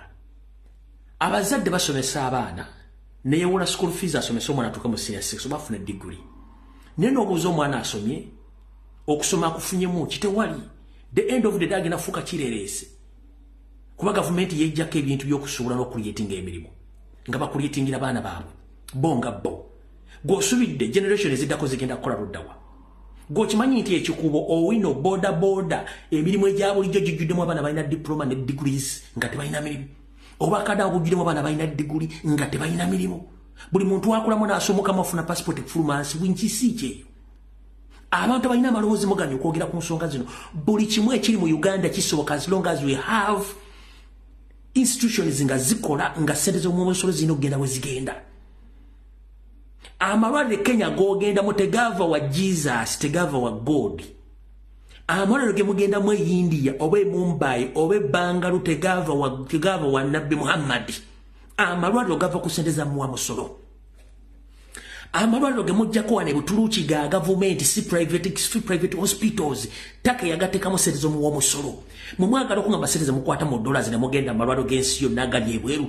Ssente ezo tezisobola ku-establishing amalwaliro mu Uganda. Then we come out to talk ne muganda bano hooligans boogera bubi. The fact is corruption is the most killing disease mu nsi yonna, but main especially mu Uganda. Kubanga bino ebintu bye twogera nze nkya ngenda kulwala bagenda kunzijanjabirawa. Omwana agenda kwe bagenda mujjanjabirawa.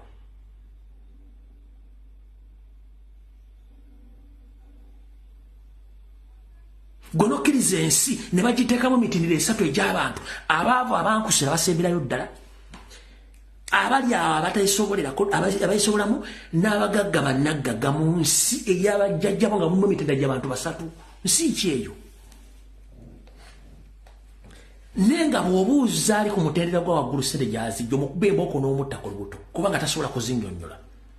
Ali ku mutendera gwa wakati ye muntu akera ku makya n'ayiriba mu nkola yonna eyeetagisa n'ayiriba n'afiirwa n'afuna asobola okubeezawo obulamu.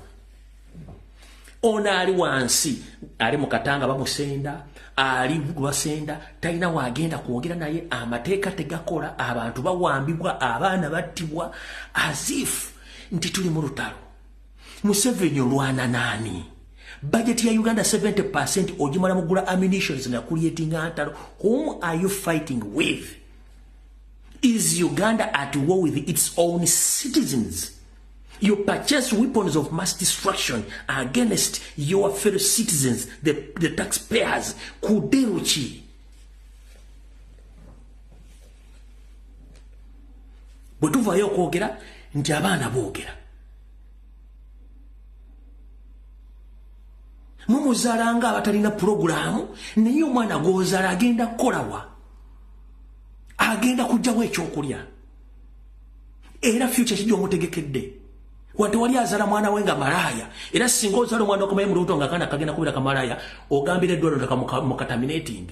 Singa omukazi omufunisa olubuto ne kakulagira nti akaana kagenda kubeera kabbi ogambira omusawo nti akomucontaminating. Singa ozala akaana baga tegenda omwana tagenda kubona mwana akomukata. Naye nokuba tukirekera Katonda nga bateekerateekera abaana niyo bateeketeekedde mu nsi ki.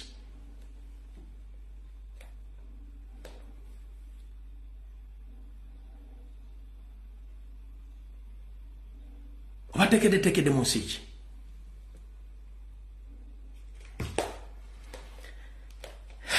Bwenzira mu politics nsobola okwogera ntusula wana naye kambatere essimu dakiika zina 3 ezisigaddeyo. Ebisigadde tunabyogera ku Lwokusatu. Bwenzira mu politics tusobola okwogera mpaka ku makya simu nzitadde dakiika aga.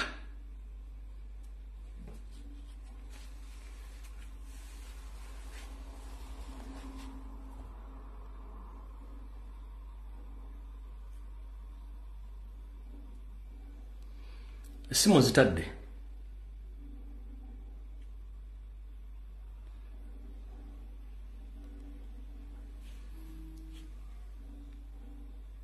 Hello. Sebo dakika emwemu strict dakika emwemu sebo.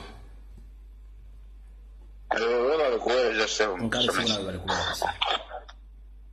Akati nze ntandikirawo ku Mayiga oyo. Mayiga alowooza abantu baabayogerera mutuli basiru. Naye nkoze bubi leero temunyonyogereddemu kuba kali tokyamunyonyogera kuba mukakati atandise agenda nakupama n'okupama kati w'omutuusize olw'ensonga. Tosobola kuŋŋamba ng'omuntu alina paasipooti ya diplomati nga naffe bakamukujje bwe tuba tutambula. Ka paasipooti bakekebejja ne bakafuuza. Mayiga akoze statement nnyingi ez'obulema oba ennema. Yavaayo n'atugamba nti eddwaliro mu Germany Ssaabasajja Kabaka gye yali eryamutransferring e Namibia. Kati mu ggwanga ery'e Namibia yayingira omuntu ng'aturansferingiddwa abeera n'empapula ezogera ku by'obulwadde bye buli kimu. Atuuse okukola statement egamba nti oba oliawo neyawandiika yali tamanyi nti ono Ssaabasajja Kabaka. Ng'ate statement gy'asemyeyo okukola luno bwe yali nga addressinga gundi nga Kabaka akomyewo. Yebaza n'okwebaza ttiimu etambulira ku Kabaka. Kati abantu abo batambulira ku Kabaka bajega kyannabaki obutasobola kunyonyolera muntu gwe batambula naye kyona ali mu kitiibwa bwe kiti. Bwe yali yebaza baali ludda wanga ne mu katambi tetwabalabako nga bakomawo twalaba nga abasajja batambulira Kabaka bakwata briefcase ze biki mu katambi nga nayo tetwabalaba. Kati Simba wakati ne Namibia okumanya omuntu gw'erina nga tumaze kwekalakaasa mu nsi Namibia wetegera nti kiki kino kitulina wano nenga bo tebayogera muntu kigo bayingiza. Kakati bo balowooza boogerera mu baana bato boogera n'abantu basirusiru tetukyategererako ddala. Ffe obupaasipooti obwaffe bakamukujje mu ggwanga lyonna mw'oba oyingira bakekebejja ne Kabaka alumibwako mmese tebasobola kukakkiriza. Ongamba eri paasipooti eraga nti ono omuntu mukungu alina statement gy'akoze mu speech ye n'agamba mbu oli teyateekamu na byabufuzi. Kabaka yali ageze Namibia kuwamba byabukulembeze bya Namibia alyoka ateekemu ebyobufuzi oba Kabaka mu ggwanga mwe yali avudde yali politician. Nti baagaana omuwandiikire nti yali munnabyabufuzi. Mayiga ogenda kati wano wootuuse ogenda nakupana kuba kati wojjako ogezezaako okuba nga otukakasa buli kimu naye kati buli kigambo ky'oyogera kimanye ky'omuntu tattika kati okyabonaabona nagwa butwa naye ate omishoni yo gy'olowooza mbu wona agituukiriza ofune emirembe sentimenti otuula bufoofofo okole naye obudde tulina butono. Halo wangi nyawo nkali nyawo nawe bali kubeerako. Amina bannayuganda mwenna mbalamu ticha kansooka okukwebaza sigenda kudda mu bigambo bya Mayiga kubanga ffenna tuludde naye njagala okwebaza ticha ne bannayuganda bonna abataddewo embeera eyo yeereetera Mayiga okukola ensobi. Ntera okwogera ne bannange nti buli lwe muteeka omuntu ku pressure omuntu oyo ne bw'aba abadde mugezi nnyo ne bw'aba abadde ategeera nnyo ng'alina reasoning capacity ng'eri very high nga IQ eri waggulu nnyo akola ensobi. Kati mbeebaza bannayuganda tuli ku win ffe tulina win ticha tuwangudde. Kati nyongera okubakubiriza nga bwe twalwanye Kabaka n'aba mu buwambe Namibia obwedda nina abantu benda baawo mu comments nga bagamba bannange Kabaka nsimanya Kabaka tukoze tutya okutwala Kabaka mu America okujjanjabwa. Mbagane tife twakitandise kabo mu America nakubye simu Wednesday nabadde mbagambye 9 naye bwe tutunudde tulaba 9 wala bana abasajja bayinza okutta Kabaka between now and 9 kati tusembeza olunaku lugenda kwera lwakutaano which is second.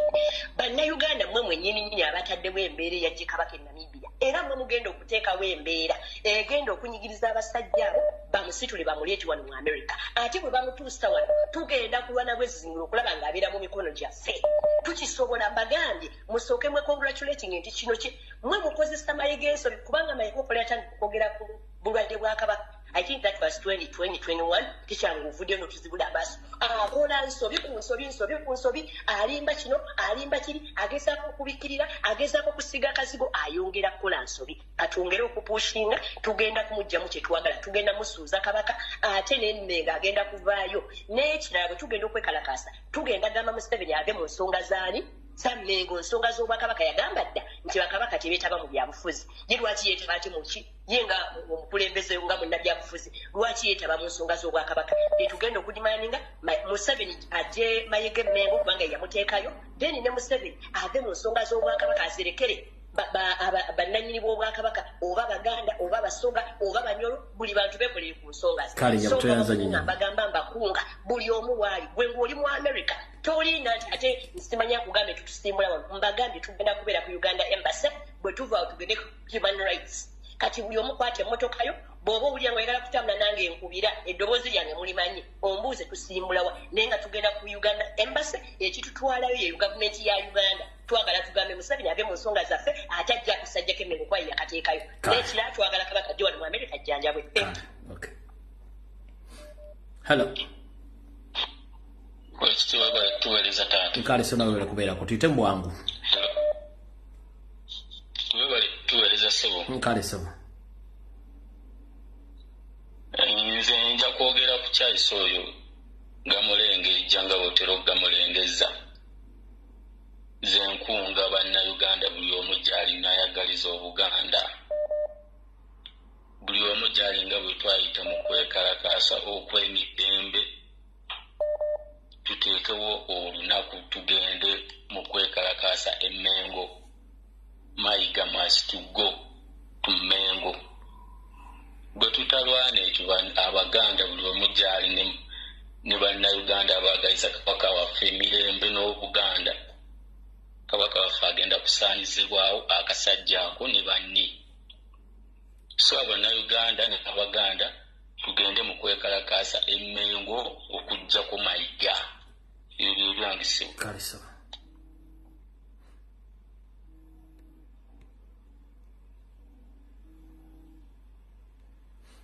Hello. Hello, mukulu lumbuye. Wanje nyama. Webale tuweleza sio. Kali jabu nawe jema. Kati ngabo akantu ako bana tokategedde wawoko talengeza bulungi. Kakati Mayiga ku video ya Mayiga oyo ngatandika okwogera. Agambye nti nno ensi Namibia tetwetaaga visa. Akantu ako ninkanoti nga tetwetaaga visa. Kanati n'agamba nti nno basaba ennaku 9, which is okay. Naye nga abantu abatravelinzeeko nawe kulumbi okimanyi si badipolomati bokka be basaba ennaku. Ekyo kibuuzo kiri common ku bantu abali nomo ne badiplomats bakubuuza ennaku z'ogenda okusigalayo. Okitegeera ekintu ekyo? Era bakubuuza ne bagamba nti n'ogenda holiday gy'ogendako trip ogenda kumalako ennaku mmeka. Kati lwaki muŋŋamba ekintu ekyo? Abo abantu be baawandiika ebbaluwa nga basaba ensi ennaku 9. Teyali decision ya kabaka. Bo be baasalawo nti no kati tugenda mutereka nnaku mmeka. Katumutereke katuweye emyezi 3. Emyezi 3 egyo oginaggwerako anaabafuusinga tekumujjayo. That was the mission. Kati tebatukuzabuza nze akokaka madde njagala okunotisinga mwako. Tweyanziza nnyo. Katugambye nti nate twetaaga visa ate baplayingira visa kati saabitulidde bulungi ebyo. Webale nnyo tuweereza. Hello. Oweggulama atudde ku kafoomu k'omuvule ogamba otya? Kafoomu kati ngenda kufuna akeetooloola yita mu bwangu tugende ngenda kufuna kafoomu akeetooloola. Ate funanga ka muvule. Akonko akawulire abo. Kama webale kuweereza. Amina sebo. Ondoyogera n'ekisolo omuto. Yita mu bwangu aloga musanjiwo tugende. Mukama wange nsookera ddala okwebaza okukulemberamu olutabaalo olw'okulaba nga tutaasa Ssaabasajja okuva e Namibia. Webale nnyo webalire. Era ffenna tukwegattako ffenna tutuula Gulama ku kafoomu ak'omuvule. Ssebo webale nnyo webalire ddala. Naye oluvannyuma okubeera nti tuleekaanye nnyo ne tulaba nga Ssaabasajja Namibia nga mulamu. Olwaleero waabanga ali wano ewaffe mu Uganda twongere kwekwata kitole tetukkiriza Ssaabasajja ate kutuyita mu ngalo. Nze mbadde mbasaba mwenna bakama bange mwenna gye muli twongere okuleekaana twongere okwasama abatuvume bere tukkiriza Ssaabasajja ate kuddamu kumutuyisa mu ngalo bamutwali gye tutamanyi bwebaba nga bamututte Masaka ng'ali Masaka naffe tugere tumusalireko eyo e Masaka tugambe twagala Ssaabasajja abeere nga yeetaaya nga bw'ayagala. Bano abasajja abagenda ku mipiira gy'amasaza nabo tubazingireko eyo bajja tuyige okuboola tuyige okusosola abantu abo nabo tubazingireko eyo tubateeke ku mbeera embi gibadde ku Ssaabasajja naffe kati embeera embi tugibakyusize tugibateekeko gibatadde ku Ssaabasajja nabo bagiwulire nga bwezitowa webale nnyo okuweereza pica. Hello.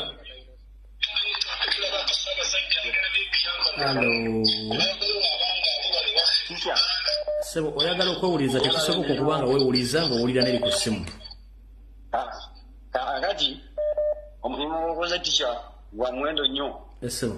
Era tozze okwongeramu mwongezi maanyi. Esebo. Abasajja bo bayidde mbeera mugumu ngasula wansi kuba singa tewali ggwe abo abasajja singa batuttako dda kabaka waffe oyagala omulimu ogwo. Nkale sebo. Kyetusaba kati babadde balwanyisa nguzi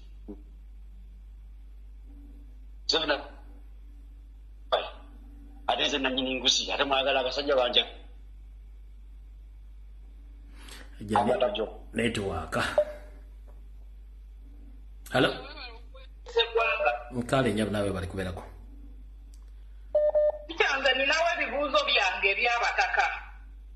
Kiki abataka bano bwe baali bagenda e Namibia batugamba bakomawo batubuulire.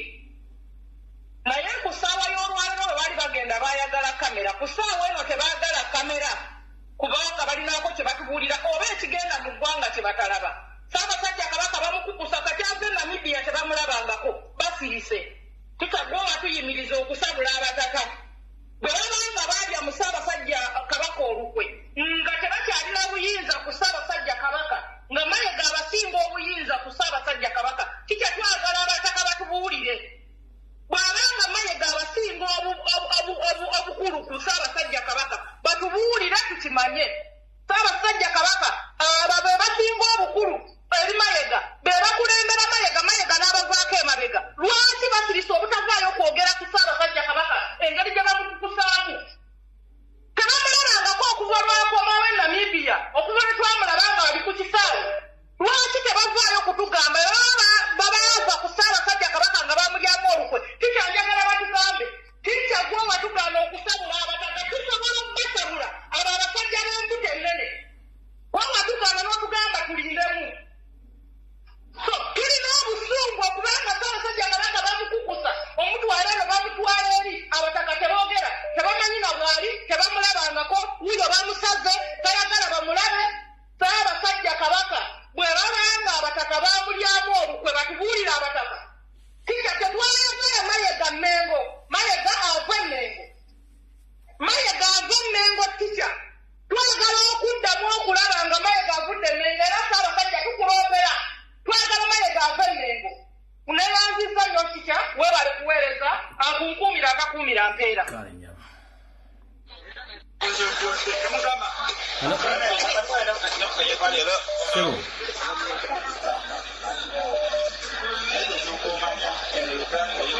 Sebo. Muganda wange wooli waliwo ebireekaana bingi nnyo. Musomesa nkulamusiza Mukama nange bwe ntyo Sebo yita mu bwangu Sebo. N'eggwanga lyonna. Tukya obuzibu bwe nnina n'abantu Abaganda mbadde nsaba buli Muganda yenna waali. Olutalo terunaggwa tulwanagane nga bwe tusobola. Mayiga yatugambye bw'agenda kukwata Kabaka amuze e Namibia bwe tunaamwasamira nakalabye akantu ako ku social media omwana ng'akapositinze kabadde nyala kukakuweereza. Yagambye bwe munanjasamira ennyo nja kumuzzaayo. Mayiga kiki kyatwagaza ku Kabaka waffe? Nsaba buli Muganda yenna waali na buli muntu yenna wadde toli Muganda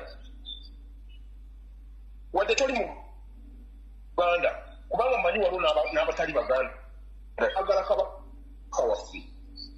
Naye mbasaba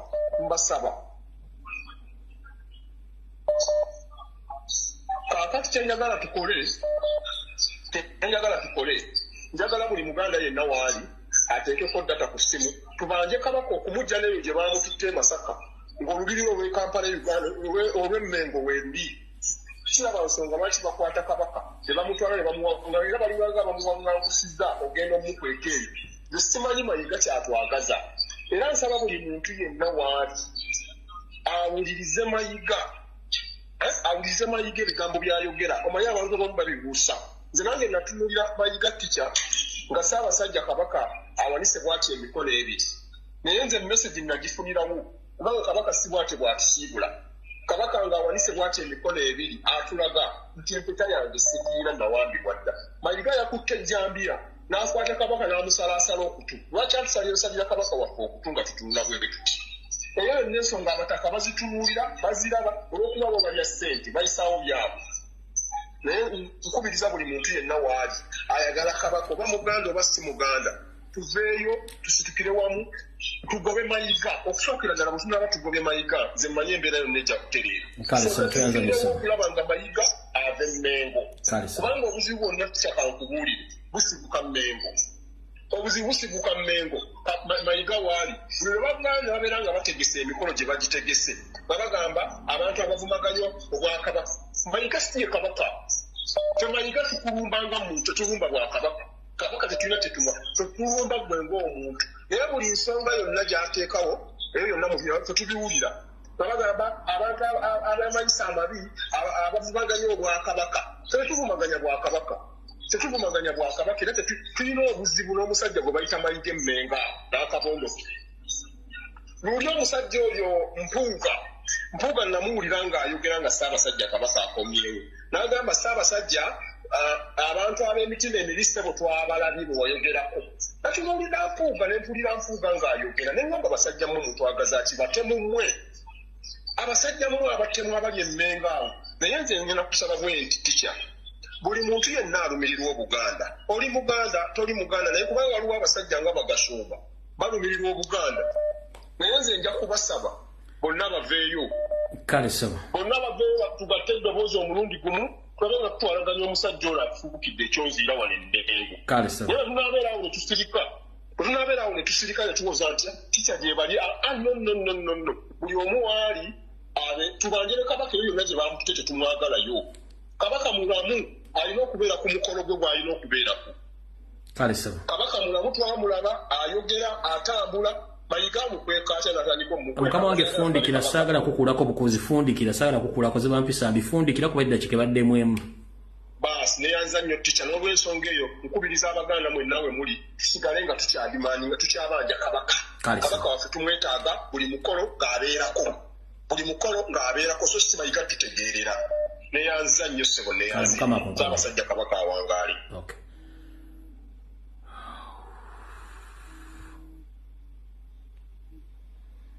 Hello. Musomesa webale kutuweereza ssebo. Nkale nnyabo nawe bale kubeerako. Bwana yogwanira ekisinga mu nsi muno tica webale kulambulula nsonga. Okimanyi nti ekifaananyi kya Ssaabasajja Kabaka kyozuuminze. Nakiraba nga babitambuza ennaku ezo. Nengamba yiyi Kabaka alina bibomboola ku matu. Ngera nibono gamba Kabaka engeri gye yalwala musajja wattu. Basajja bamutulugunyizza n'endowooza nti kyoba yayubuka maliba ku matu. Kati ekyo nenkivaako era neewunyiza okulaba nga mu butuufu otulambululidde ensonga eno gye nalemerako ne nkitunuulira emirundi n'emirundi naye bano abasajja Abanyarwanda batwagaza ki musomesa lwaki batulugunya Kabaka waffe okutuuka ku sseeryo bannange bamuwayalinga ki kye batwagaza lwaki tebadde waabwe Rwanda ne batulugunya ku Banyarwanda bannaabwe bannange tubalinako obusungu Mayiga njagala omujjukiza musomesa era abali kuno bakamunsindikirire nti Mmengo gy'alemeramu si ya nnyina ate si ya kitaawe ajja kugivaamu mu bulungi ne mu bubi ajja kugifuluma agende ne mukazi we bewase e Rwanda oyo gwe muyita nnyammwe bannange tuli bakoowu tulina obusungu olw'ensonga ya Ssaabasajja Kabaka waffe omuntu atalina buzibu eri muntu yenna lwaki abasajja bamutulugunya okutuuka awo bujja bumwetega wano eno bulowooza tategeera olw'okusirika abiraba byonna ebigenda mu maaso ate naffe kati twebaza Katonda nti twabuuka tica buli ekigenda mu maaso tukiraba n'emishoni zaabwe zonna tuziraba nammwe tubeebaza mwebale kutuzibula maaso oba oliawo twandibadde tetulaba bintu bino myaka n'omusajja zenga azannya emizannyo gino tica nga tetulina kyetumanyi kyetujje tubuka abantu bano n'emizannyo gyabwe naye nyongera okujjukiza Museveni nti Uganda si ya nnyina ate si ya kitaawe kaleekeeza ajja kugifuluma webale kuweereza musomesa kale mukama akunkumire amina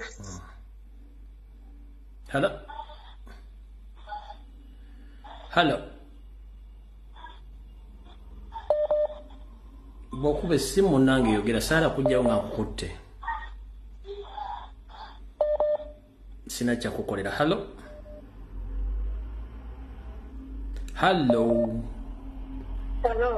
maama yogeza maanyi obudde tulina butono kale nyabu nawe kyebaleko nkale nyawo Kusiima nnyo bannange weebale kutuzibula maaso weebale kulwalirira kabaka n'obulamu bwe bwonna buyimiridde kumpi ku ggwe singa tewaliiwo singa kabaka kati saawa zentaliiwo naye tukwebaza tica twongeremu amaanyi wekye tubadde tetusobola kati kukola kati tulabako kubanga kabaka tubadde wali tumubanja tetumulabako kati tulina okuteekamu amaanyi amayitirivu okubeera nga kabaka wakiri agenda ajjanjabibwa ate mu Uganda agenda ajjanjabibwe teri kintu kinkaabiza nakati kunkaabya mu mutima gwange kubeera nga kabaka bamuzanyirako ng'akapiira ne bamuzanyirako bwe batyo ng'akapiira kabaka n'atuuka okubeera mu maaso luli muhoozi yamukuba akyalina ekipaapi n'enkovu mu maaso mayiga atuuse n'okubeera ng'awayalinga kabaka wabula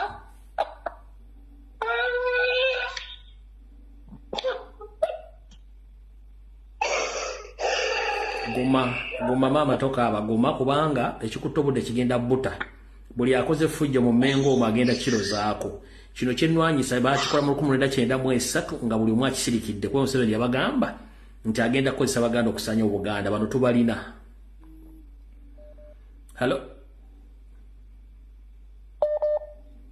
Sebukebeko ali kulamusiza nange bwente sebo Baganda gyebale ekisookera ddala tweyanza nnyo bannayuganda mwenna eyo nagyo muli okwetolola mu nsi yonna omwasobola okuyimusa eddoboozi lyammwe nimugendera ddala konsoleti za Namibia tebakulimbako gwe munnayuganda towubisibwa bw'otunuulira mu sisitimu ya Museveni divide and rule yakugamba butya bwe bawaŋŋangusamu taata wa Ssaabasajja Kabaka era yennyini yabawa amagezi n'abagamba basibwe muti omwandikoze enkola ya Museveni kozesa abantu bayita ababi mukama wange kwendisema kuoligenda maaso ensi ekuwuliriza olina eddakiika emu gikozese bulungi tufundiki tuve wano enkola ya Museveni kozesa abantu bayita ababi Ssaabasajja Kabaka bayita ababe ebabumaze watulambulira bulungi abantu bonna abawerukaminga Ssaabasajja Kabaka ku kisaawe nga tekuli n'omu eyali amudimaani ensonga yange ey'okubiri njagala nnyo okwebaza bannayuganda abeekalakasiza ndowooza mwalabye bannayuganda amaanyi ge mulina kakati Museveni yakugamba nti ye takyalina lino eggwanga Uganda lyaffe ye takyalina kiyeeguya muzimu ku statements zazayogera yakitugamba nnyo bannayuganda ate bannayuganda we are on our last minute kubanga ye Museveni akimanyi nti muzi wa misango kumutenda gw'ensi yonna kati ye takyalina kyafiibwa bannayuganda kino kyekiseera singa tetununula ggwanga lyaffe tugenda kukifunga tukiza munda kensebeyo message eno nja kusaba bannayuganda mwenna ekintu kyetusobola okusasula omusajja ono Fred Lumbuye kwe kumutimba ku bizinensi zaffe kwe kumukolamu namba plate z'emmotoka wonna tumugulemu amakubo nga Fred Lumbuye akyali mulamu kensebeyo nga nsaba ekibiina kya National Platform n'omukulembeze wange His Excellency Bobi Wine batimbe ekifaananyi kya Fred Lumbuye awali ekisenge ky'abazira n'ekitaffe ono Fred ono musajja ayafa nga bamuwadde obutwa Hussein Kyanyi yabagamba nti there will be a generation nga n'obugiwa ssente tekyasobola kubivaako Fred Kajubi nkwebaza nnyo Buganda wange nze kyensobola okuwako okwebaza webali mubalira ddala Katonda kukuuma amina sobola Mukama kuume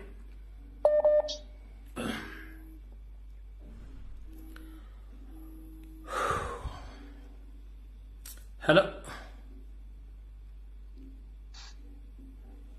Hello. Chakueleza. Nkale nyabo nawe bali kubeerako. Alesebo. Kakati chanze njagala okuddamu omukyalo oli ayogedde ku bataka nti wa twali tugenda bayisaamu eggaali n'otugamba nti nedda. Naye maybe abantu tebakutegeera bulungi. Abataka abo lwe baavaayo abantu ne bagenda ne bababuuza ku mayiga.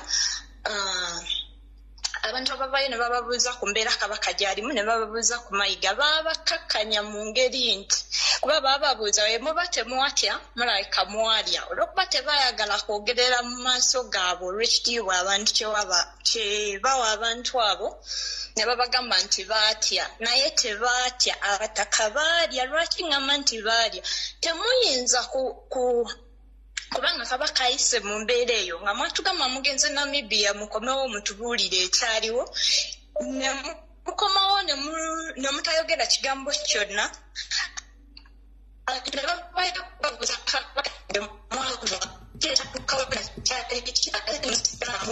bafundikira beebaza Museveni olw'obawa ettaka era nga bamusaba ssente bazimbeko ekizimbe naye nga tujjukire nti bano abantu Museveni talina kintu kyakola nga talina backup oba nga tekirina gye kigenda kuguukirira. Nze ndowooza abo abataka ekyabaweesa ery'ettaka n'ekyokubasuubiza okubazimbirako ekizimbe ekyo kye baagala okuzimba Museveni ayagala bakozesa bajjemu Kabaka obwesigwa kubeeya balina dash rate oba bakakatibwako singa wabeerawo ekiba kitagenze bulungi okukyusa Kabaka. Nze kyensuubira nti yegenda okuba payback after Museveni giving them that land kati bo balina kumusasula nga bajjemu Kabaka obwesigwa. Nze ndaba eyo gye bavuga bakitwala kati abantu abagamba nti gwe wavaayo n'ogamba nti abataka tetubakuba wakyogerako balabika tebakiwulira buwulizi. Kati tulina okuba careful n'okutegeeza abataka abo nti tetugenda abajjako adiisi yonna ku kyonna kyonna kye banavaayo kukola later along kubanga already batulaga sayidi gye bagwa. Waliwo abataka abalala abavaayo emabegako ne bagamba nti baagala bagende Mengo babanje Kabaka. Nsaba abataka abo nga bwe baali bavuddeyo ogwo omulundi nakati baveeyo babuuze Kabaka lwaki abajjibwa mu lubiri lwe e Mengo ate atwalibwa e Masaka ate nga tebamuleta mu public nga ate tubadde tumubanja ebbanga lyonna era balinga nga bagamba nti bamutute abeere mu isolation e Masaka. Kati baveeyo nga bwe baali bavuddeyo luli nga babanja Kabaka nti bagenda kugenda e Mengo batuyambe baveeyo era babuze ekintu kyekimu nti lwaki Kabaka aba ayisibwa mu mbeera gy'ayisibwamu essaawa zino eno. Ekintu kirala Kabaka yatulaga engalo nga tekuli mpeta n'ovaayo n'otulaga ekifaananyi ky'awasajja kye yeekubira ku kifaananyi kya Ssekabaka Muteesa nga yalina empeta eyo. Ekyo kiraga lwatu nti abo abantu baali baagala Kabaka afe nga bamaze okulaga nti ono yagedde omusikira awasajja akwate empeta agiddiza Kabaka kuba it's rightfully his. Bwe baba bali bamanyi bagenda mutta tekigenda kusoboka ate tekirisoboka. Ekintu ekirala Abaganda n'Abannayuganda tubeererewo omuntu yenna abayenyigidde mu kkoozi y'okulwanyisa obukemuzi abayenyigidde mu kugatta eddoboozi ku bantu abanyigirizibwa era neebazazaawo ekintu kyakoze n'abayimbi abalala mulabire okwo mujja kuddaawo mulowooze nti olw'okuba mulinamu akasente essaawa zino nti ebigenda mu maaso tebibakwatako mbalayirira bibakwatako. Essaawa zino oyinza okuba olinamu omugaati gw'oyinza okulya ekyeggulo naye waliwo atagulina. Ate mulowooze nnyo nti bw'eba Uganda eri bweti nga muli bwe mutyo singa mulwana n'etereera how will things be? Biba bijja kuba more better. Naye ng'ekyo okukifuna muba mulina kusitula ddoboozi lyammwe muve mu tebinkwatako muve mu kutya kuba Uganda newootya nebwoyogera entuuko bw'eba etuuse nti leero ogenda kusibula ensi oba ogenda gisiibula tekiriiko nti nno nze njogedde kuba tulaba abantu bangi kamuyatu bwe baamukuba essasi yali mu kwekalakaasa teyali mu kwekalakaasa yali asaza mmere gitwalira oba kojjaawe tasiwa bwe mba njijjukira bulungi ne bamukuba essasi teyali mu kwekalakaasa. So ebyokutya tubijjewo bwe tuba twagala okununula eggwanga lyaffe tunwanirire kabaka tetukkiriza bano basajja kuddamu kututegerera kintu kyonna. They are good at camouflaging, they are good at changing things, naye this time round tetukkiriza tubasesemye kabaka. N'oli omukyala agambye nti kabaka agende mu America, ye gundi gye tubateekawo essaawa zino eno, Mayiga aseseme kabaka tumweddiza abe mu mikono gyaffe kuba kye baagala. Ffe buli we tusirika bajja kutufuula nti no be balina okututegeerera. So buli we tuteekawo embeera, they have to buy into that. Tikyawe bali kuweereza sebo. Alright. Video tegenda kusukkawo. Njagala kufundikira video lo ngambagamba. Buli abuuza Lumbu yafaaki n'abakungu b'Emmengo. Mugambe Lumbu ye afa na Museveni eyayisa message mu 1994 nga agamba agenda kusuula n'okulwanyisa obwakabaka wa Buganda ng'akozesa Abaganda bennyini abali Emmengo. Kiyayogera mu 1994 kyende mu kulwanyisa. Tomuwa ansandala bwakubuuza nti Lumbu yafaaki n'abakungu b'Emmengo.